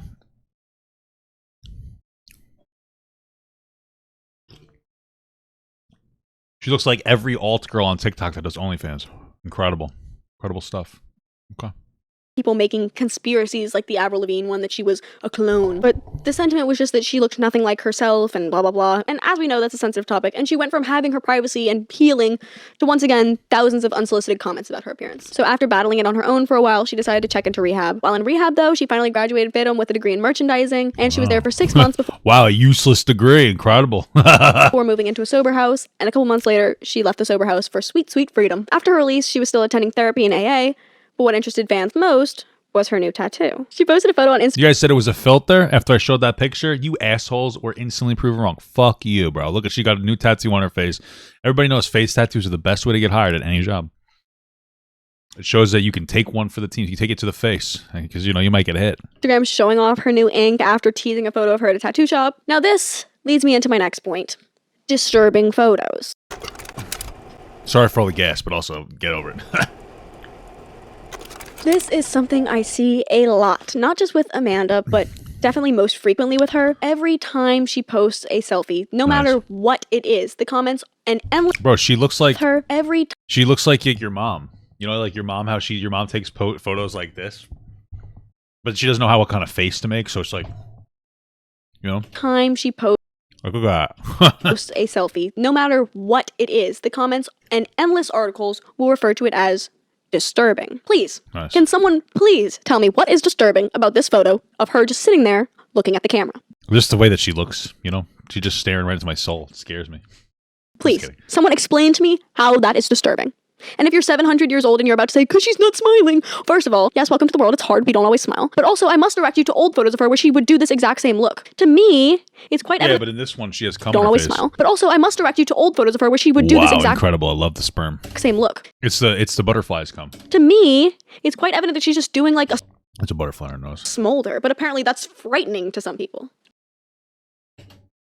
Those other photos were actually very frightening. So yes. I guess some people would say they're concerned because she got a tattoo. Maybe this is an unpopular opinion, but I don't see tattoos as a sign of losing it or whatever. I personally don't think. Oh, stop. You know that's not an unpopular opinion. You know that's like a very popular opinion nowadays. She's done anything to raise concerns to the level at which people responded to that selfie. But again, maybe that's just me. I grew up around people covered in tattoos, so that might just be my bias. Incredible. And maybe she's just way better at hiding things now than she was before. But especially since she was still in treatment when she got the tattoo, I don't think it should be that great of a concern. There's also similar comments to this on the video on her YouTube channel of her singing along to A$AP Rocky with Paul, who I'm gonna get to. She looks ridiculous. On the video on her YouTube channel. Like what? It's like this is like the old person emo style. Of her singing along to A$AP Rocky with Paul, who I'm gonna get to. But I'll just show you a few because they're so annoying to me. Low-key scared. Scared the crap out of me. Someone is feeding the animals pills? What the fuck? That's funny. That's fucking horrible, though. Imagine just posting that person called her filth. What the fuck? They got you. They showered you in their filth. Be careful. Try and get away. Wow. Weird. Imagine just posting a video vibing to a song and people comment that they're scared. Normal people I know post videos singing along to music on their Snapchat stories all the time. TikTokers literally post videos like this and get 7 million followers in a TV show and a... Well, but that's new. Like, that's a new thing. That's a new weird thing that children do now. Instead of, like, back then, that TikTok didn't exist. Record deal. But she posts a simple video and all the comments are conspiracy theories about how old people are drinking her blood or something. Like, y'all literally need psychological help. I see the same type of thing under Lindsay Lohan stuff, particularly that cameo she did for the company Famra. Before everyone opened their eyes and noticed it was a cameo. Am I going insane, or does her face blur sometimes in a weird way? All the comments were like, "Oh my god, she's literally in a cult. These stars have really been ruined for life." Like, please reel it in. Y'all need an interesting show or something to watch, because please get out of these women's comments being so strange. Here are some suggestions. Like, you believe that these are people with such great traits, so you drag it up at every possible opportunity so you can talk about how broken and ruined they are? Yes, because it's this way it upsets them, and you can fucking gaslight them and make them feel terrible about themselves, and it's funny. You know, it's a way to maintain a level of power over people, to just get like manipulative and gaslight them, and you know, all these horrible things. It's funny. Literally a freak. Imagine doing that to someone who isn't famous. Like, what is wrong with you? Anyway, back to the story. I'm just kidding. While she's in AA, she meets Paul Michael. Paul is younger than her, and there's kind of nothing known about him publicly. Good for him. And Amanda revealed they were engaged on Valentine's Day 2020. However, her conservatorship could pose a problem to their relationship. It was rumored at the time of their engagement that Lynn didn't like the idea of Amanda moving into a relationship so quickly and felt that she needed to remain in an isolated environment. And that allegedly caused a rift between them. Reports said that because of the difficulties posed by her conservatorship, i.e. the fact that her mom would have to approve the marriage, which would then have to be legally approved by a judge, she and Paul broke up. I mean, it kind of makes sense, because it seems like she just jumped right into that relationship. You know what I mean? I think that's the problem. She like jumped right in there. That was real quick, you know? And Amanda was really not taking it well. And he confirmed it to In Touch, which I'll admit I did think was a bit suspicious, but I don't know what the context of the interview was, but I'm sure it wasn't anything super serious because the next day they were back together. Later, she posted a video talking about her conservatorship case and talking about how she was paying high rates and she felt it was unfair. Hey y'all, I want to say thank you guys so much for your support. The fact that you've been rooting for me for years means more than you know. Today I want to talk about a controversial topic. My conservatorship case. She definitely looks different. I have been going to... She looks a little bit like Amy Winehouse. What the hell? You know? What interested fans What the fuck? most was her new tattoo. What the hell? Wait, what's happening here? What I tried to rebind my key so that it would just like play and pause the video, but for some reason it jumps it back to like some other spot. Okay. Something. Also to note, she got another face tattoo around this time, and she was being really active on social media, not in like a bad way like she was before, just posting a lot of videos like this one that I was referring to earlier, and another one where she talks about self-esteem and paparazzi. Whenever I see a paparazzi photo, the majority of the time, I look nothing like myself. I'm talking 16 chins, face looks completely different, and it's an all-around terrifying experience. What interested fans. Incredible. I guess I can't do that. Okay. Flash. Later that month, Amanda posted a sonogram. The amount of unflattering shots that I see online, I know that my photos are being photoshopped. I don't look like that in the photos that I take or when I look at myself in the mirror. So that's all I wanted to say. I hope you guys are having a sick day. I love you, and I'll talk to you guys soon. Bye. Which this is something that we know she's been struggling with for some time, but it does seem that she's handling it a lot better now. I mean, there's got to be more than one person watching this right now who's experienced not liking the way you look. So imagine you feel that, but then also you have Oh no, bro. I love the way I look. I'm perfect. No control over the photos that are posted of you every time you leave your house. Like imagine all the photos that are posted of you are pictures your mom takes with the flash. Later that month, Amanda posted a sonogram and announced that she was pregnant. And then people kind of heard nothing for a minute, but her personal lawyer came out 2 months later and said that she actually wasn't pregnant. I've seen people speculate that maybe she was lying, but I mean, maybe, or maybe she had a miscarriage. That's very common, which is unfortunate. I mean, there's a sonogram with her name on it, but I've also seen some people speculate that because of her conservatorship, she had to have a you-know-what.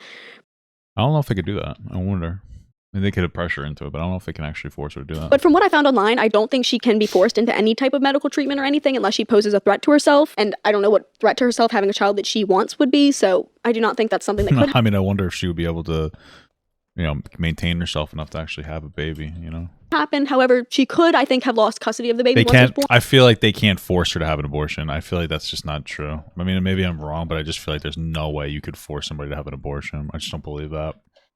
Again, I might be wrong, Bob. This is obviously a super personal topic, so I don't even want to speculate what happened, because if she wanted the world to know, there would be no need to speculate. When her lawyer came out to say this, she gave a little update on her Instagram saying, "Update, getting my bachelor's degree from FITM, taking online classes, trying to get a 4.0 GPA, looking forward to starting my online store in the future, #goals, spent the last 2 months in treatment, working on coping skills to help with my social anxiety that caused me to drop out of school months ago, back on track and doing well. I'm now living in transitional living and doing therapy during the week. Still engaged to the love of my life, Paul. Hope you're all staying safe. Love y'all." Paul in interviews said that she was in therapy and always working really hard to battle her trauma and trying to get through this. There were all these reports that Amanda was going back to court to fight for her freedom in September 2020, but there have been no updates about that at all.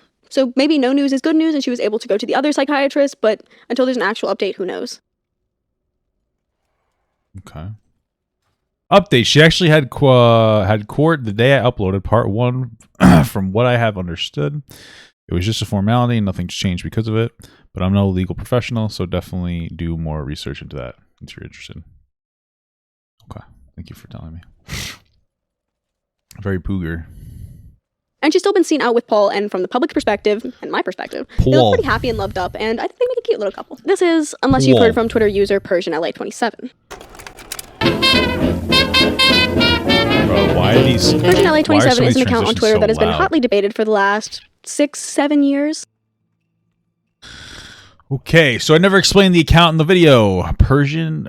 whatever, 27 on Twitter is an account with nearly 30,000 followers that claims to be run by Amanda, who goes by the pseudonym Ashley Banks. Yes, like from The Fresh Prince. Claims to use this account to talk to her fans because her parents run her verified Amanda Bynes account. Okie dokie.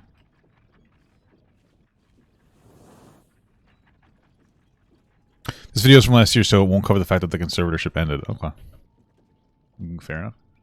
That's fucking capped. On the page, Ashley often speaks out about her mistreatment in her conservatorship. She often says that her parents are taking money and that she's in need of help. Okay, sounds like Daniel Larson.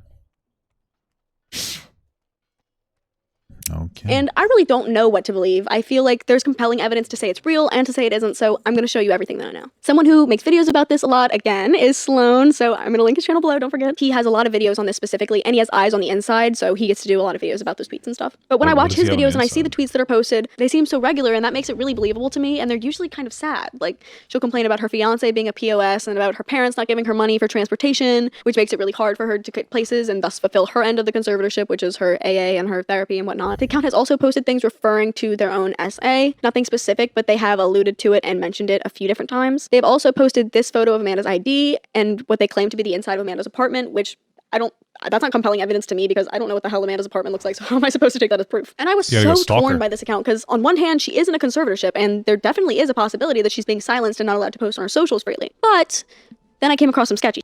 The first red flag for me was that this account asked for money a lot. They didn't just start asking for money. They've been constantly asking for donations from the followers since the dawn of the account. They originally had a GoFundMe in the bio that got shut down almost immediately, and they put a Venmo in the bio, and one of the archive versions of the page that I found shows the bio with an Amazon wish list. The list still exists and is public, so I was able to check it out.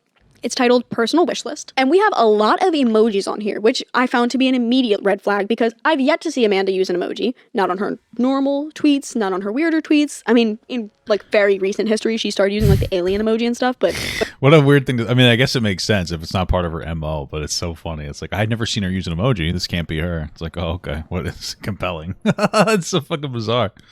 But this was back then, and there's heavy usage of them on the Amazon page and on the Twitter page in general. But let's read the description. Always leave people better than when you found them. If Cinderella had went back to pick up her shoe emoji, she would have never become a princess, crown emoji. For privacy reasons, I will be having my gifts sent to my BFF and future assistant Drita to either California or New York, depending on the dates, heart emoji. So my first question is, who is this Drita person? And after extensive research for anyone named Drita that Amanda Bynes follows or is in her circle, or even just any assistant at all that she may have, I can't find anything. I can't find anything about her having an assistant after she got dropped by CAA. So I don't know. I'm feeling like anyone who bought stuff for this Amazon wishlist got played. But furthermore, I had a hard time believing that someone who went to fashion school, graduated from fashion school, would like these items. Even if she isn't well. What? You don't think that someone that went to fashion school with like a football jersey? That's fucked up, bro. Why do you gotta fashion shame her? That's fucked up, man. That's a low blow.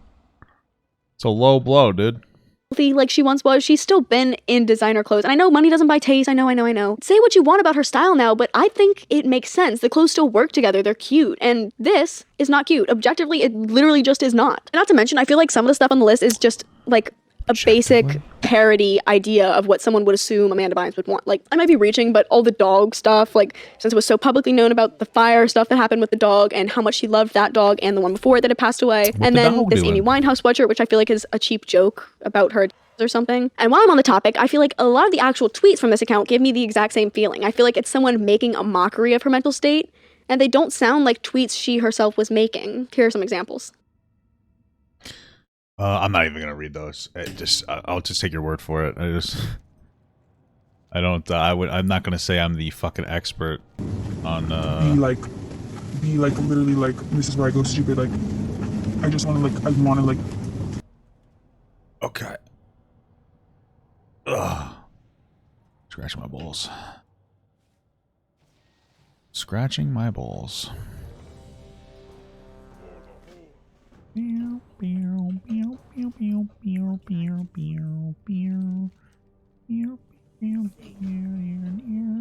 think I'll fly faster with myself.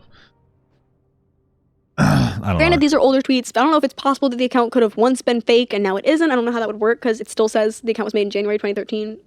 But also, there was this tweet where Jax from Vanderpump Rules, which is a show on Bravo, was tweeting at someone just literally minding his business. And this account just interjects with this photo. Again, first of all, this feels like a cheap play into things that are publicly known about Amanda. I didn't mention it before because it felt kind of irrelevant. But she definitely had an... What is she, like, really into Diet Coke? Oh my god!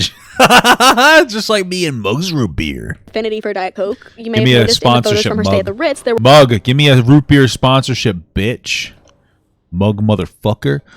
I'm a mug-blooded American. Hella Diet Coke just sitting around half full. What makes this more obvious to me is that fingernail. Say what you will about Miss Amanda Laura Bynes, but if there's one thing about her, she has nice nail beds. She has those nice, healthy, rectangular nails that are most of the time covered with acrylics. So this was a huge red flag for me, especially those cuticles. But then I found my smoking gun. These are all from a Twitter account called @IHideYourDad, and I don't believe they're still active, but credits to them for all this sleuthing. So this selfie was posted to the Persian account. Normal, right? It's messy blonde wig. Amanda wears a blonde wig all the time. Except that when you lighten this photo up, it's very... Bro, it's so crazy. Like, fucking, this girl's energy is incredible for, like, such a weird topic. I mean, like, everybody has their shit. But it's just incredible. Like, she's fucking super sleuthing this. It's crazy. Clearly not Amanda, and it's not even someone that kind of looks like her at all. First of all, I don't know what this idiot was thinking when they posted this photo, genuinely. If you're catfishing as a famous person, why the hell would you post your own face? Why wouldn't you at least try to Photoshop her face onto it or Facetune yourself to like kind of look like her? Anyway, some further digging showed that Twitter user by the name of Dost. Nowadays, dude, deepfakes, you could fucking just like deepfake that shit and you'll look just like them. Isn't that fucking crazy? Leger, Scary I don't care if I'm saying his name right, I really don't, tweeted, "I am Persian LA." I know what you're thinking. What does that mean? I could have tweeted that. But let's push in on Mr. Doss's profile picture, shall we? And this, I feel like, is undeniable evidence. Unless this whole original post from the Persian account is fabricated to make it look like the Doss person posted this photo of him in this wig, then maybe, but I don't think it is. He also tweeted at Amanda and was like, "You have to tell them it's not me." And he tried to say that Amanda Bynes was framing him, and I was like, who the hell are you? There are also other people that I have seen people believe the account belongs to, but I don't know about those. I don't have evidence, certainly not of this caliber, but it would make sense if it's a bunch of scammers that are selling the account to each other, because that also would make sense why the tweets used to be so stupid and now they're pretty convincing. But like I said, I don't know. Something a lot of people point out also is that when Amanda was held under her 5150 in October of 2014, this account tweeted right after that.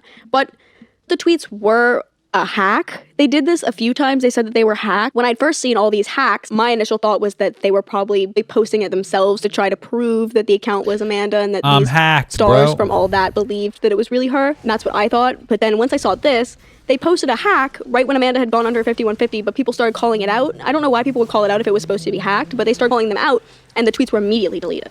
So that's what a lot of people point to say that the account is fake. But like I said, I got all this evidence. The general consensus from what I can see from around 2015 to 2017 is that the account was fake. People were coming for Ashley Banks' neck. But now, surprisingly, it seems like a lot more people believe that it really could be Amanda. But it's possible that someone saw that she had a secret account before and they saw an opportunity to capitalize on the fact that she'd already made it believable that she could have unauthorized accounts. And they're preying on the fact that people feel sympathetic towards her situation, especially in recent years where people are much more aware of the severity and possible permanence of a conservatorship with movements like Free Britney. These people are preying on the fact that people want to help. For what it's worth, Amanda's verified Twitter account has denied these accounts several times. One of the times saying that she had a private Instagram that was hacked, and that's where that ID photo came from. And I know this means nothing because, in this case, if that account's run by her parents, Mug is the official root beer of the Minnesota Vikings. like Persian suggested is, of course they would say that that account's not real. Thanks This for account was letting me know. also connected to the Amanda Bynes Fashion Instagram, where allegedly Amanda was calling celebrities ugly. Once again, seems like a cheap replication of things we already know. And a celebrity who had been called out, or maybe they said that the person had an STD or something, tried to sue Amanda for defamation, but then her lawyer gave them proof that she didn't own the account, and the other person's lawyer got in touch with Instagram and got the whole account taken down. So that could be another piece of evidence that's not real, or you could just say that that was done by her camp to silence her. There was also an account called Chicky Tweets 28 that a lot of people circa 2014/15 thought was the real one. This account posted a thread explaining how the Persian person stole her photos and whatnot. And what people would usually say to prove it was real was that Chicky Tweets tweeted that they were about to get control back over the verified Amanda account, and then that same day Amanda returned to Twitter, which could have been a coincidence, could have been someone close to her who's familiar with her situation that's like exploiting it to get followers. But interesting note about Chicky Tweets is that, to my knowledge, they never asked for money, and it's not slept running. Personally, I don't think it would make any sense for her secret account to have her name and photo on it. If she didn't want the parents to know, then why not act like a normal person? But I mean, I guess it would make sense if she was trying to get money, then you'd have to have people know who you are. I don't know. Her lawyer's been trying to get rid of these accounts for years, but to no avail with Twitter or Instagram because parody is the ultimate loophole. So if they try to come for these accounts and say you're impersonating someone, they could just say it's obviously a parody. Like, no one would ever tweet these Parody things. law. My biggest thing about Persian really is just how damaging it is if it truly isn't her. The person is always tweeting about how Paul is a deadbeat, the parents are the worst, her life is awful, and they make it seem like she's broke and using again, and they always post weird stuff, seemingly to get a reaction from people. Not to mention that they're always tweeting from an iPhone, and Amanda is 100% a Samsung user. And I know you Ew, what a dirty fuck. That's the biggest thing you have to cancel her on. say that she's tweeting from someone else's phone so she doesn't get caught, and maybe so. Like I said, I literally don't know. Every time Sloan posts a video and I see the tweets, I'm sitting there like, oh my god, I feel so bad for her, like she needs help. And then I'm like, wait, hold on, I don't even think this account's real. It's a catfish. Moral of the story is, I need Neve on this stat, because if that's not Amanda, then it's so insanely fucked up. Like, seriously fucked up. But if it is her, then she obviously needs help. And I've seen comments on Sloan's video before saying not to talk about the Twitter account so it doesn't get caught. But I want to make it abundantly clear, her team is very aware of the existence of this account and of the ALB Instagram that probably goes with it, and the Venmos and whatnot. They know they've been trying to get them shut down for years because they've always been getting money from people. Also, if you could look at their social blade, they're not at all afraid of getting attention or followers. They had thousands of followers a day sometimes, so don't worry. And the account's private anyway. I can't believe I forgot to talk about her song, but recently she released a song called Diamonds featuring Precise, which I've seen people say is Paul, so I think it's featuring her boyfriend Paul. But I've seen people Like, when they hate on the song, they insinuate that Paul is using her celebrity to try to break into the rap scene.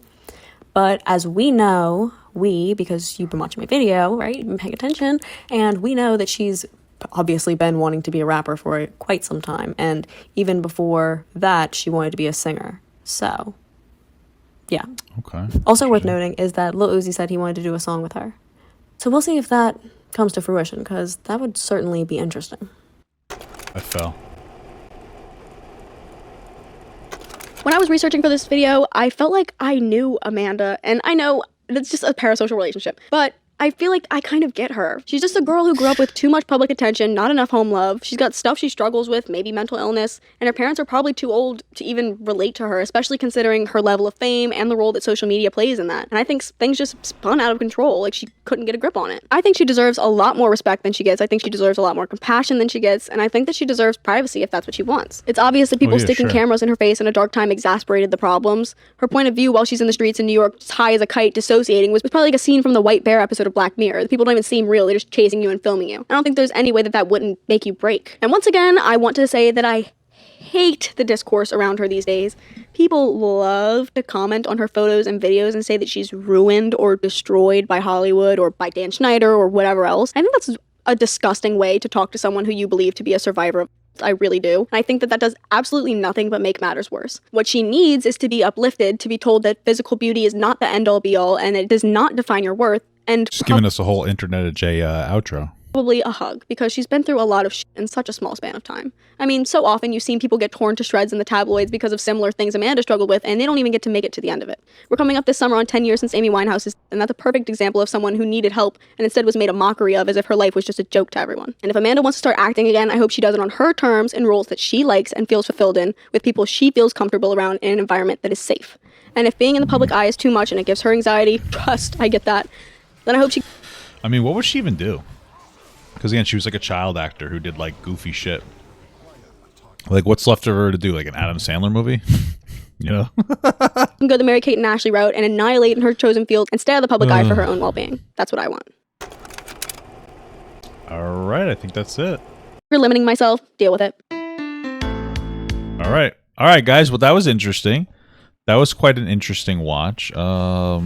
I don't really know what else to say. I mean, maybe Amanda Bynes can make an OnlyFans. Thank you so much for watching, guys. And another special shout out to all my Patreon and Twitch subs. If you'd like to support this channel further than you already have by just watching the video alone, go down to the links below where you can sub on my Patreon, which will allow you to get your name on this beautiful black wall. Or you can go to the Twitch page and you can actually use a free Amazon Prime sub, if you have Amazon Prime, to subscribe. Thank you very much, guys. Take care.